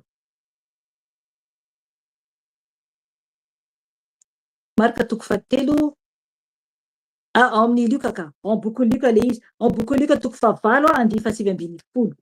Taona jerentsika Lioka 7 andiny faha 9 ambin'ny 10.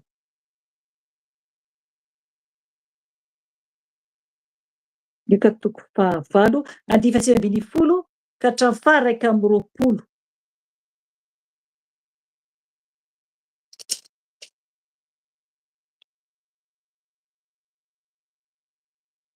Sivy ambin'ny folo ka hatramin'ny faha 1 amby 20.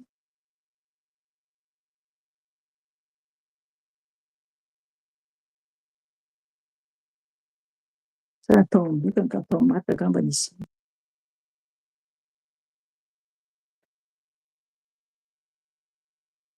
Marka 7 ao Marka angamba jereko tsara. Marka 7 hitako le izy fa apetrako ato le verset fa tsy hitako zao fa apetrako ato ambany eto rehefa ohatra ka hitako miala tsiny indrindra fa manjary mandeha be ny fotoana ka tsy ampy fotoana firy isika. Azafady tompoko eto zany de hoe ny anabaviny Jesosy koa zany teo koa ny anabaviny. Eto amin'ny andininy farany izy no miteny le hoe anabaviny. Andiny fahadimampolo zany. Andiny fahadimampolo izy no miteny le anabaviny teo koa. Ry havana, teo alatrano hoy ny ten'Andriamanitra zany nitady hiresaka taminy. Zay zany no nahatongavan'izy ireo tao alatrano. Ry havana, hiresaka inona amin'ny Jesosy? Jesosy amin'io eo anatrehan'ny vahoaka izy miteny eo anatrehan'ny vahoaka. Nefany ireo hoe fianakaviany ara-nofo zany tonga teo zany mitady hiresaka aminy. Dia ahoana hoy ny tompo? Nisy anankiray zany niteny tamin'ny tompo hoe andiny faha 7 ary nisy iray niteny tamin'ny tompo hoe indreo ny reninao mba amin'ny rahalainao mijanona ato alatrano mitady hiresaka aminao. Fa namaly an'ilay nilaza taminy izy hoe iza moa no reniko ary iza no rahalaiko, sady nanondro ny mpianany tamin'ny tanany izy no niteny hoe indreo no reniko sy rahalaiko. Fa na iza no manao ny sitrapony raiko izay any an-danitra dia izy no rahalaiko sy anabaviko ary reniko. Amen. Ry havana, eto zany dia ireo avany, ireo avany tompo te hiresaka aminy. Resaka inona no tian'izy ireo hiresana amin'ny Jesosy? Ny tompo dia ny zavatra mibahana, ny zavatra lehibe amin'ny fiainany dia ny anao ny asany. Tokony hoy izany koa isika. Tokony hoy izany koa isika. Ny fianakaviantsika eo foana, nefa ny firifiry ny olona miteny hoe kristianina dia ny mamaika dia iresaka amin'ny havana, na iresaka amin'ny reny, na iresaka amin'ny prêtre-po, na iresaka amina namana, fa tsy ny asan'Andriamanitra na hitokana amin'ny tompo no atao. Jesosy zany mampafantatra antsika fa rehefa tena ao aminy isika dia tokony ny asany no lehibe indrindra amin'ny fiainantsika, fa tsy mandany fotoana amin'ny zavatra hafa. Ry havana, jerevo zavatra niseho, tsy niala teo Jesosy teo anatrehan'ireo vahoaka, fa navelany tao alatrany tao ny reniny sy ny ralahany. Ry havana, mazava tsara ny tenin'Andriamanitra, tsy nitsangana izy dia nandeha niresaka amin'izy ireo. Eto ny fanahy masina mampafantatra ahy fa misy amintsika na dia mivavaka aza ka raha maneno ny telefona dia mandray telefona satria hoe havako, na hoe ray aman-dreniko, na prêtre-po amiko, na namana. Ry havana, tena tsy mety izany.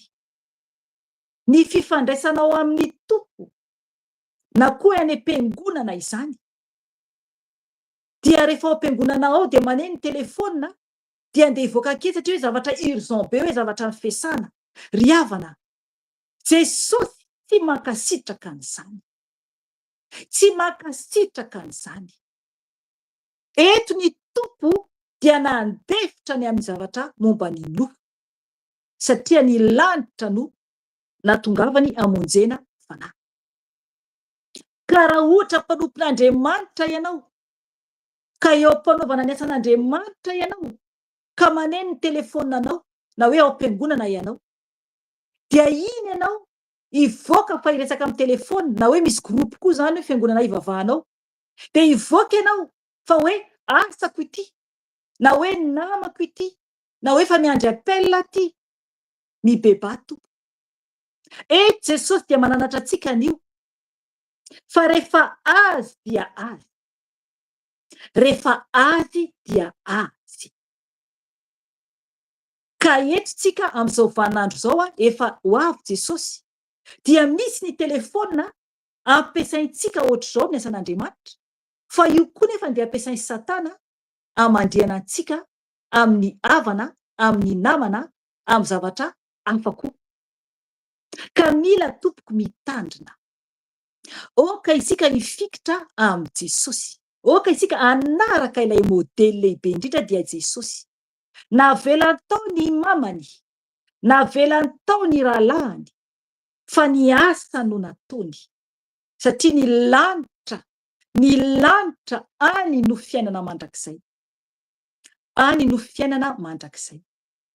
Ry havana, mila isika tena mitandrina mafy ny amin'ny fanahintsika ny tompo, ny fanahintsika ny tompo.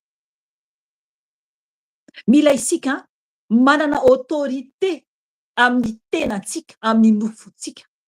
Ny nofontsika neny no tsy maintsy tokony ho baikontsika, fa tsy akory hoe ay tena tsy mety mihitsy fa tsy maintsy hamaly an'ny reniko ahako, na tsy maintsy hamaly an'ny mamanay satria ma tsy resaka aminy anio, na hoe tsy maintsy hamaly ny zanako aho.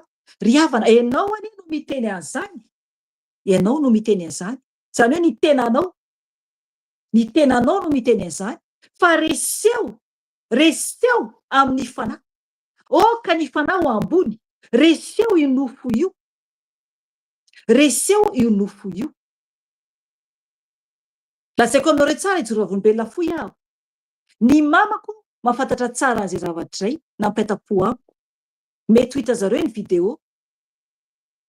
Indraindray aho miantso mamanay dia tsy mamaly satria ny antony ohatra ao am-pivavahana aho, na koa hoe efa mitokana rery ahako hiomana amin'ny vavaka, fantany dia indraindray izy mametraka mesazy, indraindray izy tsy mametraka.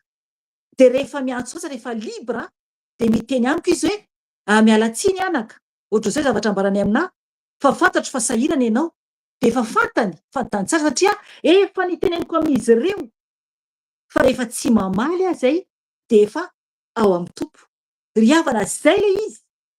Ianao mihitsy zany no miteny amin'ny olona fa tsy akory hoe ametsiny an'le olona, mitady fialana, mitandrema tompo, mitandrema hoe hay miantso anahy foana koa le olona, ianao no tsy miteny hoe asan'Andriamanitra anie atao, na hoe aza miantso fa miantso anao rehefa malalaka ianao. De lasa ianao mitady ota ho an'ny tenanao, de mampanota ny tenanao, de lasa mitsara an'le olona any ambadika any, nefa le olona tsy malala. De ny hoe asan'Andriamanitra no ialanao tsiny, nefany ianao no tsy manambara ny marina. Ry havana, Andriamanitra dia tsy azontsika anaovana hoe viliviliana izany, fa ny marina no ambarany tompo. Eto Jesosy dia niteny izy, niteny ny tompo fa ny rahalahiny, ny anabaviny, ny reniny dia iza hoy izy, iza hoy izy. Nambarany tsara eto fa izay manao ny sitrapony raiko hoy Jesosy, izay manao ny sitrapony raiko. Tsy hoe koa ianao hoe ankala indray ny reninao na ny rainao nampitapo aminao, tsy any mihitsy fipetraky le izy, tsy any mihitsy. Fa mizara roa ireo, mizara roa ireo. Afany ao amin'ny tompo, afany amin'izao tontolo izao. Rehefa misy ny fotoana aho miresaka amin'ny mamako nampitapo aho, de miresaka normalina. Fa rehefa miditra amin'ny asan'ny tompo aho de asan'ny tompo. Na maneno ny telefona, na misy inona na misy inona, satria ny tompo no mihazona ny zavatra rehetra. Eo anie Jesosy, eo anie ny tompo. Inona moa ny zavatra ho vitanao raha ohatra ka hoe misy zavatra manjo any ambadika any? Eo anao ampanaovana ny asan'Andriamanitra ianao, inona vitanao amin'ny telefona? Tsy Andriamanitra va no mitana ny aina sy mitana izao tontolo izao? Inona no ho vitanao raha hiazakazaka hamaly ny telefona ianao? Ry havana, mila kalma isika ao amin'i Jesosy, mila manaja azy isika, mila manaraka ny ataon'i Jesosy isika.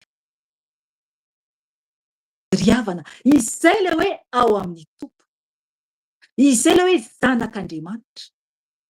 Tokony ho modely ny fianakavianao ary ianao, tokony ho modely ny olona nao ampiasana io, naiza naiza io, fa tsy hoe kory hoe amin'ny mpiara-mivavaka ihany ianao no hoe modely, fa rehefa any ivelany, raha hoe mamaky baiboly na hoe mivavaka de vao misy olona miantso na miresaka aminao de ajanona. Ry havana, zava-doza, tsy amin'ny Jesosy izany, tsy amin'ny Jesosy izany. Aza atao vazivazy ny fanahinao, aza atao vazivazy ny fanahinao. Raha miantso anao ny patron anao de miazakazaka ianao, manaja be de eo amin'ny telefona eo, matahotra mihitsy, na ao amin'ny biraony ary miditra ao amin'ny biraony. Nefa raha ny tompo dia ilikilika Jesosy. Raha eo ny havana, mibeba tompo, mibeba tompo.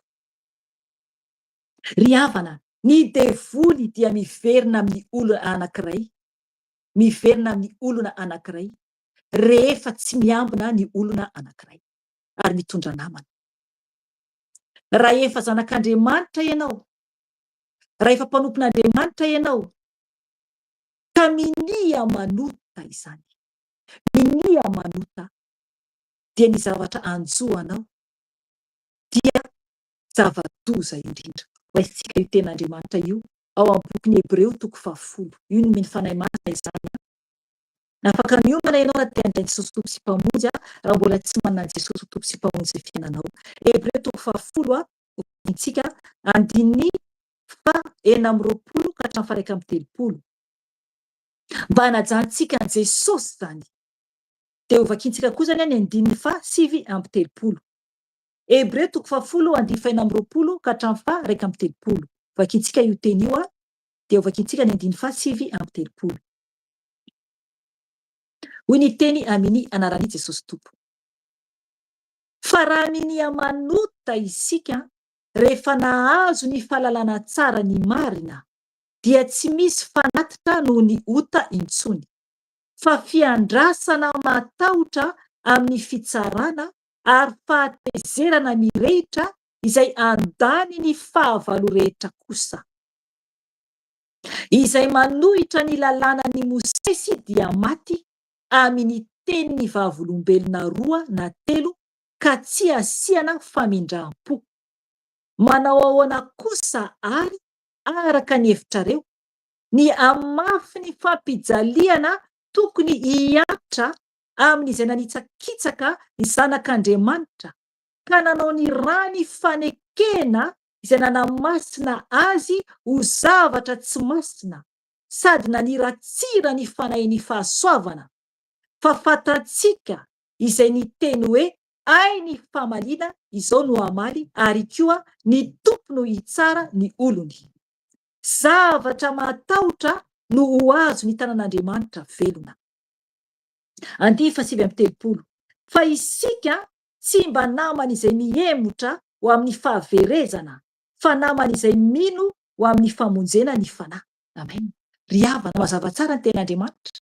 Raha miny manota isika, dia tadidio tsara izany, fa le devoly dia niverina, dia miampinamana be dia be, dia hoy ny tompo fiandrasana matahotra izany no miandry ny olona izay miny manota, ary amin'ny fitsarana ary fahatezerana.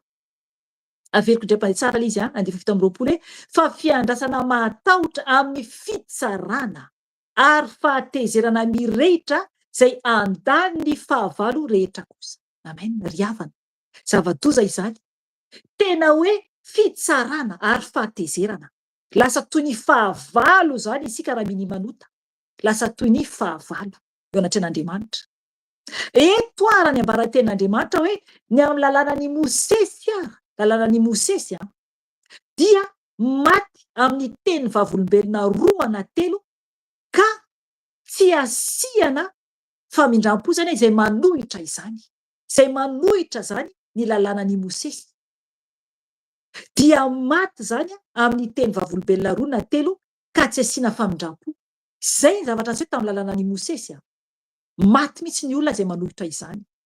Ka eto ve hoy ten'Andriamanitra, ny rany Jesosy, ny rany sarobidy ilay zanak'Andriamanitra ve no hitsakitsahantsika, hitsakitsahana.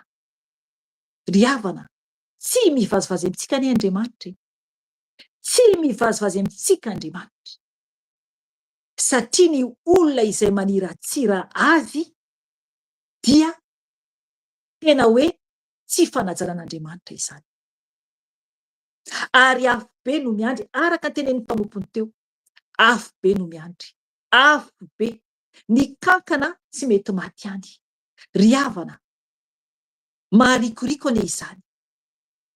Efa misy témoignage nataoko tany mombany amin'ny kankana, mombany amin'ny olitra zany no teneniko.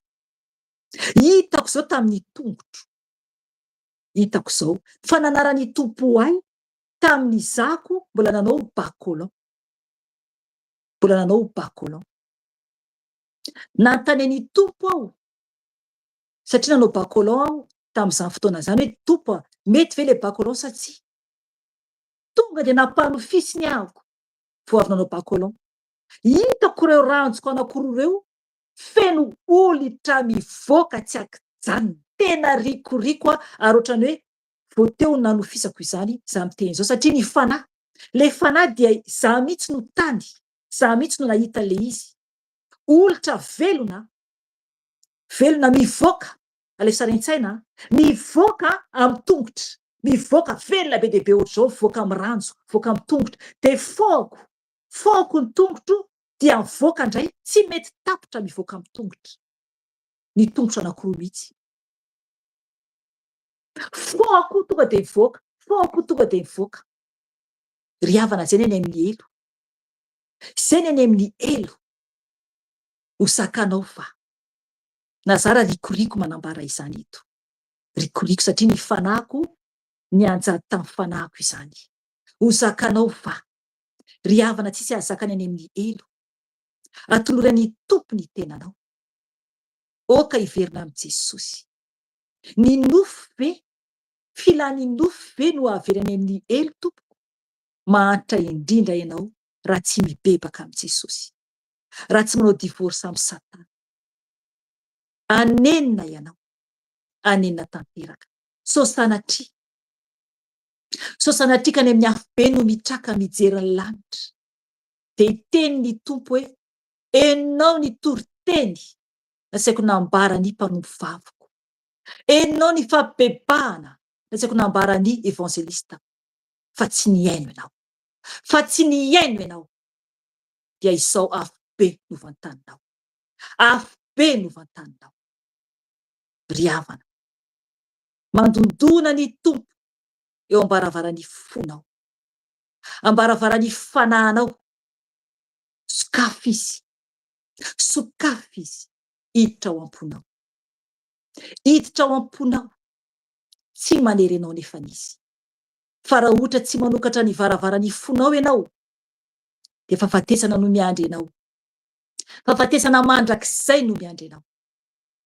Ry havana, ny vadinao tsy ahatonga anao any an-danitra.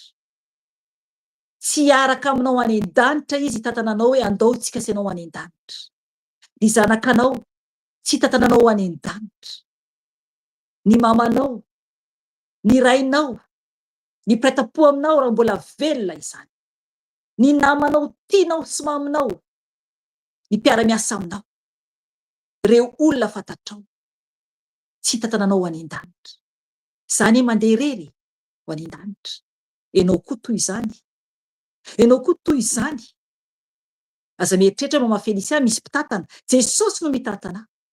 Jesosy tiany koa nitantananao raha manaiky ianao. Raha manaiky ianao.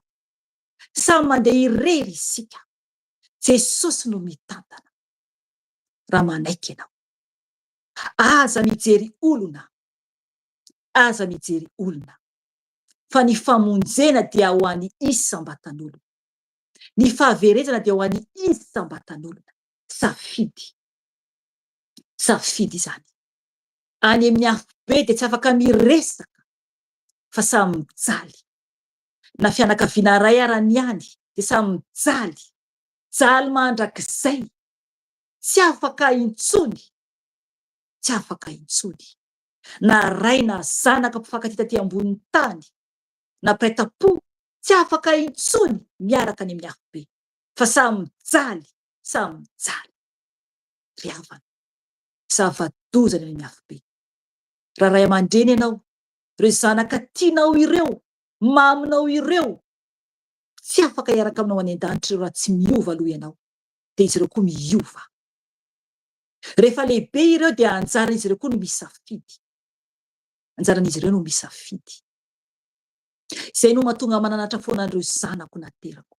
Mananatra foana aho. Miteny foana an'izy ireo. Mananatra foana. An'izy ireo ny safidy. Fantatr'izy ireo izany. Fantatr'izy ireo izany.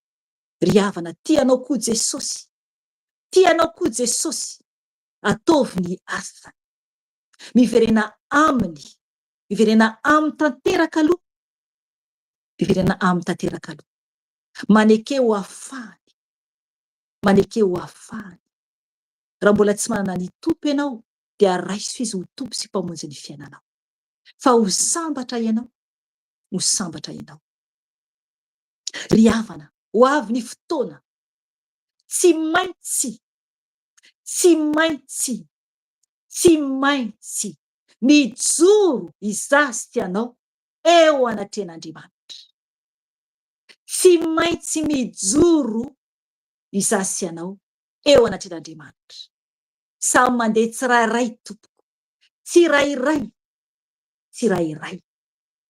na izaho na ianao dia tsy maintsy ho tonga eo anatrany mpanao antsika isika. Tsy maintsy ho tonga eo anatrany mpanao antsika isika. Aza matahotr'olona nambaran'i Jesosy. Ahoana no menatra azy ianao? Ahoana no menatra azy ianao? Ry havana, homenatra anao Jesosy raha menatra azy ianao ety ambonin'ny tany.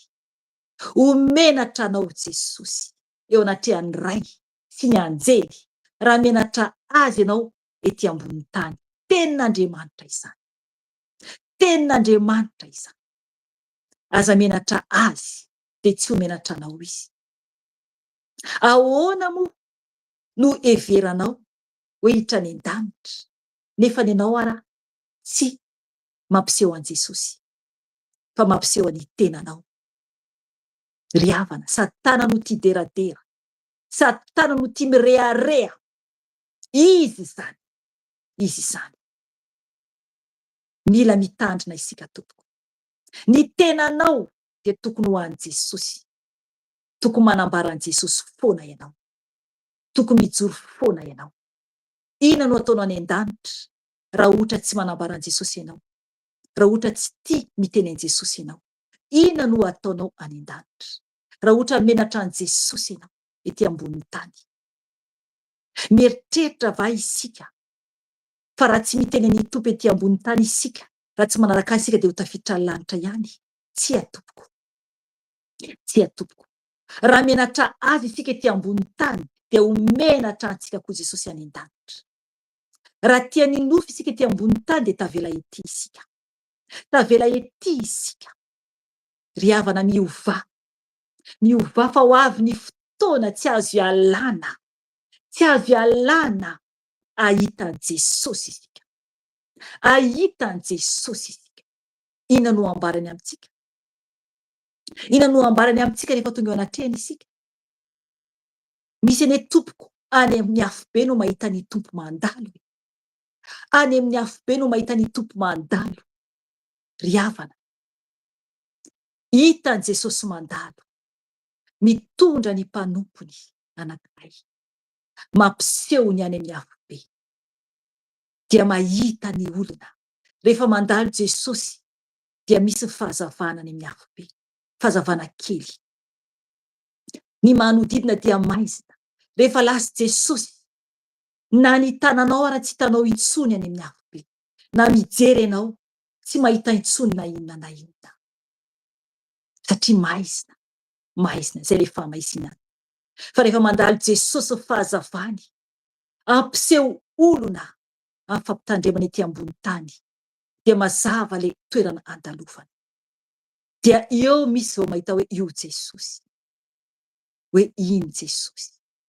Toy Jesosy tsy fantako akory ianareo. Ary ambarany aminao, tonga dia fantatrao zavatra nataonao.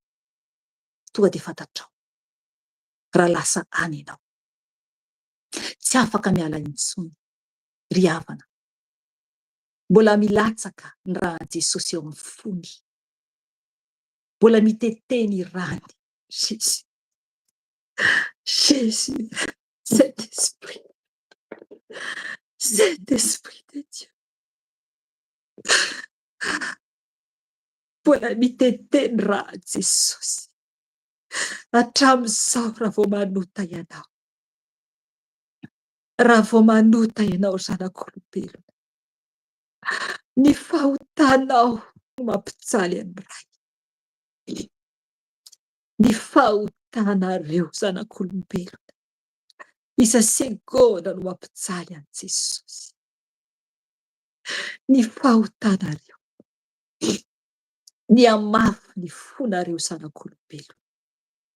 Eny, izay no mahatonga azy miteny hoe raha miny manota ianareo dia tsy azo intsony famelan-keloka. Tsisy intsony famelan-keloka. Fa fiandrasana mahamay amin'ny fitsarana fahatezera. Malahelo Jesosy. Misy olona ny ato. Misy olona ny tompo ato. Maditra. Maditra Maditra ianao, verena amin' Jesosy. Miverena amin' Jesosy ianao. Maditra ianao dia mibebaka ianao avy eo. Tsy azonao atao azany Jesosy. Repentance. Repentance. Mibebay ianao. Mibebay ianao fa akaiky ny fanjakan'Andriamanitra. Akaiky ny fanjakan'Andriamanitra. Efa eny an-dalana ny tompo. Eny an-dalana ny tompo. Midina hitsara zanak'olombelona. Midina hitsara zanak'olombelona. Mibebay ianao. Mibebay ianao. Maro ny olona ato amin'ny ho avy Jesosy maniratsira an'Andriamanitra. Maro ianareo ato maniratsira an'Andriamanitra. Mbola tsy mety manaraka ny fahamasinana ianareo. Tsy mety manaraka ny fahamasinana ianareo. Famboarimboarinao no fahamasina. Eny, vehivavy ianao, ty no ny ataoko fa ity tsy ataoko ty. Ty ataoko aloha ty fa ity tsy ataoko. Tsy atoko. Tsy atoko, tsy ao ianao. Tsy ao ianao. Mbola tsy ao an-danitra ianao. Mbola tsy ao an-danitra ianao. Mbola tsy ano fanahinao. Tsy mety izany. Lehilahy ianao, manaraka eto ihany ianao, nefa mbola mifikitra amin'ny fivavahana anankiray hafa. Mbola manaraka fivavahana anankiray hafa fombafomba izany. Fa tsy Jesosy no arahanao. Eto dia Jesosy no arahana. Ny baikon' Jesosy no arahana. Fahamasinana anatiny sy ivelany. Fahamasinana anatiny sy ivelany. Izay no ilain'ny tompo aminao. Izay no ilain'ny tompo aminao. Manaraka tapany ianao hoy ny fanahy masina eto. Manaraka tapany ianao. Heverinao fa mety izany. Tsy mety izany tompo. Tsy mety izany. Mila tena manaraka an' Jesosy ianao. Raha tsy izany ianao dia toy ireo virjiny 5 adala. Toy ireo virjiny 5 adala. Nefa nisolokanao dia ho faty. Ho faty nisolokanao. Mitsilopilopy amin'izao ora sy fotoana izao. Ry havana, voalahatra ny andehananao. Voalahatra. Mila manaraka an' Jesosy tanteraka ianao. Mila manaraka an' Jesosy tanteraka ianao. Izay vao ho tonga any an-danitra. Izay vao ho tafiditra any an-danitra tanteraka. Eny. Izay tsy manam-pahamasinana dia tsy ahitany tompo. Tsy ahitany tompo raha tsy masina ianao. Fa fatezerana, fitsarana, mahamay. Andaniany fahavalo rehetra. Hoy ny tenin'Andriamanitra teo, vakitsika teo. Tamin'ny andron'i Mosesy dia nisy aza na nikasika fotsiny. Eny, na nikasika fotsiny aza. Ny vatamasiny tompo dia maty. Ry havana, tsy azontsika atao mihitsy ny maniratsira an'Andriamanitra. Tsy azontsika atao mihitsy ny maniratsira an'Andriamanitra. Mila isika mitandrina mafy. Mila isika mitandrina mafy. Ry havana, mibebayana. Jerevy ny nanjoan'i Arona. Jerevy ny nanjoan'ireo zanan'ny Rôla. Jerevy nanjoa zanan'ny Rôla. Ry havana, maty teo ampanaovana ny asan'Andriamanitra. Maty teo ampanaovana ny asan'Andriamanitra. Tsy afaka akory hoe niala teo. Tsy afaka akory nitomany. Heverinao fa ny tompo isangisangy aminao. Amin'ny rany izay nalatsany teo ambony hazo fijaliana. Tsisy azonao amboarina izay nataon'Andriamanitra marina. tsisy azonao amboarina ry zanak'olombelona tsy nataon'Andriamanitra maro, tsy azonao ovaina, tsy azonao anampiana, tsy azonao analana izany, fa tsy maintsy mandray ny vokatry ny asanareo avy ianareo rehetra, ianareo rehetra ambany fahasoavana ianareo, famindram-po farany izao, famindram-po farany izao. Miaino ianareo hoy ny fanahy masina, ho anareo eran-tany izany, misy ato menatra na dia anao saron-doha aza, eny fantatro hoy ny tompo, fantatro. Misy menatra na dia anao saron-doha aza, misy menatra na dia anao zipo aza, lehilahy izany, fitafindelana izany, fitafindelana ny pataloha fitafindela. Menatra ianao anao zipo nefa zany fitafiana vehivavy, dia mieritreritra va ianao fa hiditra any an-danitra, mieritreritra va ianao fa hiditra any an-danitra. Maro ny lehilahy mpijangajanga ato, maro lehilahy maloto maso, maro dia maro ianareo ato, maro ianareo ato. Mibebay ianareo, mibebay ianareo, fa ho tsara an'Andriamanitra ianao, ho tsara an'Andriamanitra ianao. Maro ny tia vehivavy ato, maro, ho tsara an'Andriamanitra ianao. Maro ny vehivavy jejo ato, tsy mety miala amin'ny makiavy, tsy mety miala amin'ny lokomena hoe atao kelikely maivamaivana, ty ngambany mety. Tsia, Andriamanitra dia masina, tsy azon'olombelona amboarimboary, tsy azon'olombelona amboarimboary, manaraka azy na tsy manaraka azy. Miomany evangelista Erika, ianao ny mivavaka farany, ampandray ny olona izay andray ny tompo rehefa avy eo. Ianao no mamarana ny vavaka, aorian'ny tenin'ny fanahy masina, aorian'ny tenin'ny fanahy masina. Mila mibebaka isika, mila miova isika, ry zanak'olombelona, ry zanak'olombelona. Eny, tsisy azonao ovaina amin'izay nataon'Andriamanitra. Aza manao hoe ahoana no nataon'Andriamanitra toy izao aho?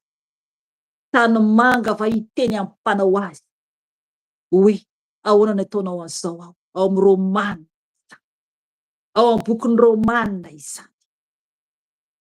Ny mpanao ny tany manga dia izy ihany no mibaiko azy, ny mpanao taozavatra. Andriamanitra toy izany, ka tsy afaka mibaiko an'Andriamanitra ianao ry olombelona, fa mila ianao mankatoa an'Andriamanitra, mankatoa an'Andriamanitra raha te hiditra any an-danitra. Aza manamafy ny fonao, aza mianjonanjona, nareo etỳ ampitan-dranomasina, ianareo vehivavy etỳ ampitan-dranomasina, mirearea ho an-dafy, mirearea amin'ny zavatry ny tany. Eny, rivotry ny fandravana ho avy ny rivotry ny fandravana raha tsy mibebaka ianareo, raha tsy mibebaka ianareo atao amin'ny ho avy Jesosy. Ny fahatsaranao, ny fangalanao tahaka ny Eropa, ny fangalanao tahaka ny etỳ ampitan-dranomasina dia ho anenenanao raha tsy mibebaka ianao. Miverena amin'ny fahendrenao, miverena amin'ny fahamasinana. Eny, na ianao any Madagasikara aza, nareo any Madagasikara, mitandrema ianareo amin'ny fampianaran-diso maro isan-karazany. Feno mpamitaka eran'ny Madagasikara, mitandrema ianareo. Prosperité, prosperité. Ho tafiditra any an-danitra va ianao? Ho tafiditra any an-danitra va ianao? Mibebay ianao, mibebay ianao, mijoroa, miova, miova, teny mbola misy ny fotoana. dia mbola misy ny fotoana. Izay ny anio. Izay ny anio.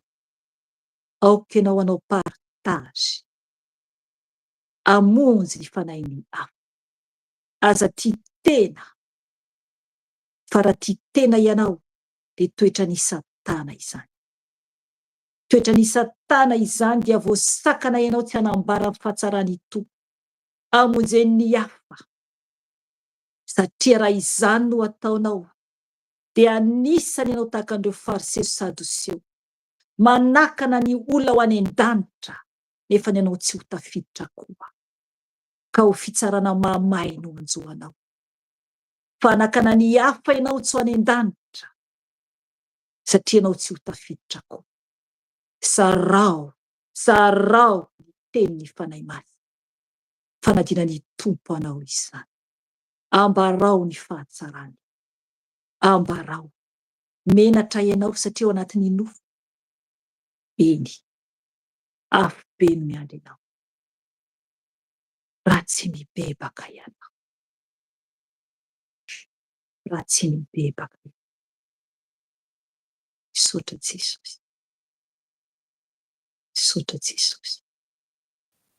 Ndao Tompo. Amen, amen, amen.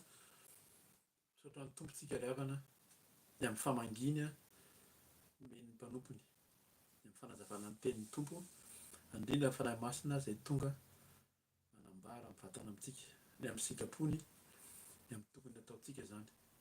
Fotoana izany izao alohan'ny isa rahantsika, raha mbola tsy nanolo tena amin'ny Tompo ianao. Tsara ianao. Amen. Raha mbola tsy nandray an'ny Tompo ianao dia hivavaka tsika, hanao vavaka fanoloran-tena, arao ny vavaka izay ho fanoloran-tena ho anao androany. Handray an'ny Tompo, tena ho Tompo sy mpamonjy. Ary raha niembitra tamin'ny fanarahana ny Tompo ianao, variana amin'izao fiainana izao, araka ny teny maro izay nambaran'ny fanahy masina teo, dia hivavaka koa tsika hanolotra ny tenantsika ho amin'ny Tompo. Vavaka tsika tompoko. Eny raha eo. Ianao mahita ny miafina rehetra. Tsisy miafina aminao ny ao am-ponay na tsy miloaka ary. Fantatrao tokoa izay. Raha mbola tsy nitorotoroana ary izy ianao dia efa fantatrao ny fiainanay. Tsisy miafina aminao ny tsirairay avy. Tsisy miafina aminao ny natao ny zavatra iaina ny tsirairay avy, ka dia niteny ianao Tompo, nanambara mivatana ny amin'ny sitraponao indrindra amin'ny fomba hanarahana anao. Tsy ho fombafomba, tsy ho fahazarana, tsy ho fitadiavana tombontsoa fotsiny ihany, fa tena hitady tahaka ny ianao Jesosy, hitoro ny voninahitra ao, hitoro ny voninahitry ny ray, ary tsy menatra eo anatrehan'ny ankonana, tsy menatra eo anatrehan'ny havana, namana, fianakaviana, fa hijoro hatramin'ny farany.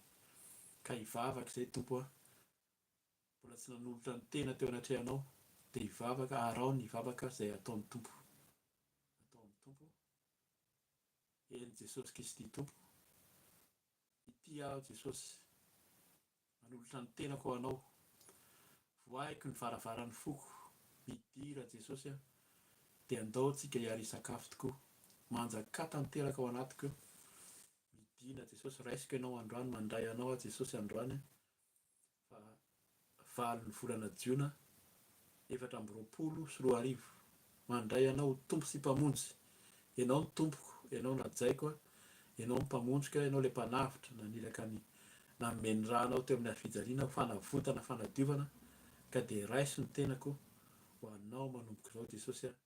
Ity aho raiso, fa ho anao rery ihany, manolotra ny tenako anao rery ihany. Eny Tompo. Ho anay kosa, ho an'ireo maro variana amin'izao fiainana izao, izany ny tena betsaka. Amin'ny fivavahana malalaka hozy ianao, lalana malalaka, fenon'ny fitahiana, prosperité, izany no tadiavinay hatramin'izay. Hozy ianao, sady tsy mafana, tsy mangatsiaka, fa matimaty ka aloka ny vavako. Eny Tompo, fona aminao, hiverina aminao izay Jesosy androany, mba tena hafana ka midira ao am-ponay tsirairay avy, midira ao am-poko. niza miverina aminao indray androany an'olo tena bebaka manaraka ny sitraponao rery any anao ny asanao tompo dia raiso fa tsinitsinona tokoa zay fa tonga ny fitsarana ho tsaraina tokoa zay ary ho tsaraina ny tsirairay avy eo anatrehanao, ny tsirairay no tsaraina fa tsy ny fiangonana, tsy ny olona maro, fa ny tsirairay ka dia verina aminao Jesosy. Raiso ny foko, raiso ny fanahiko, raiso ny tenako ho anao rery ihany manomboka izao ka dia manjakà tanteraka. Oka tsy fitanteraka fa tsy ny sitraponao manomboka izao, oka tsisy sehoatry ny voninahitra ao ka dia le rahanao teo amin'ny hazofijaliana tokoa mandoro izay tsy anao rehetra, dorana amin'ny rahan'i Jesosy iny asan'ny maizina, asan'ny satana, ary le rahanao Jesosy miaro, manadio, manavao ny fo fanahinay, ny tenanay manontolo.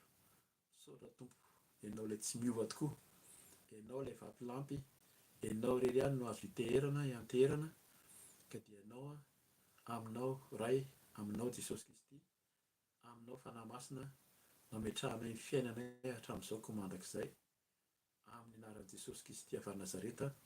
Alléluia, alléluia, amen.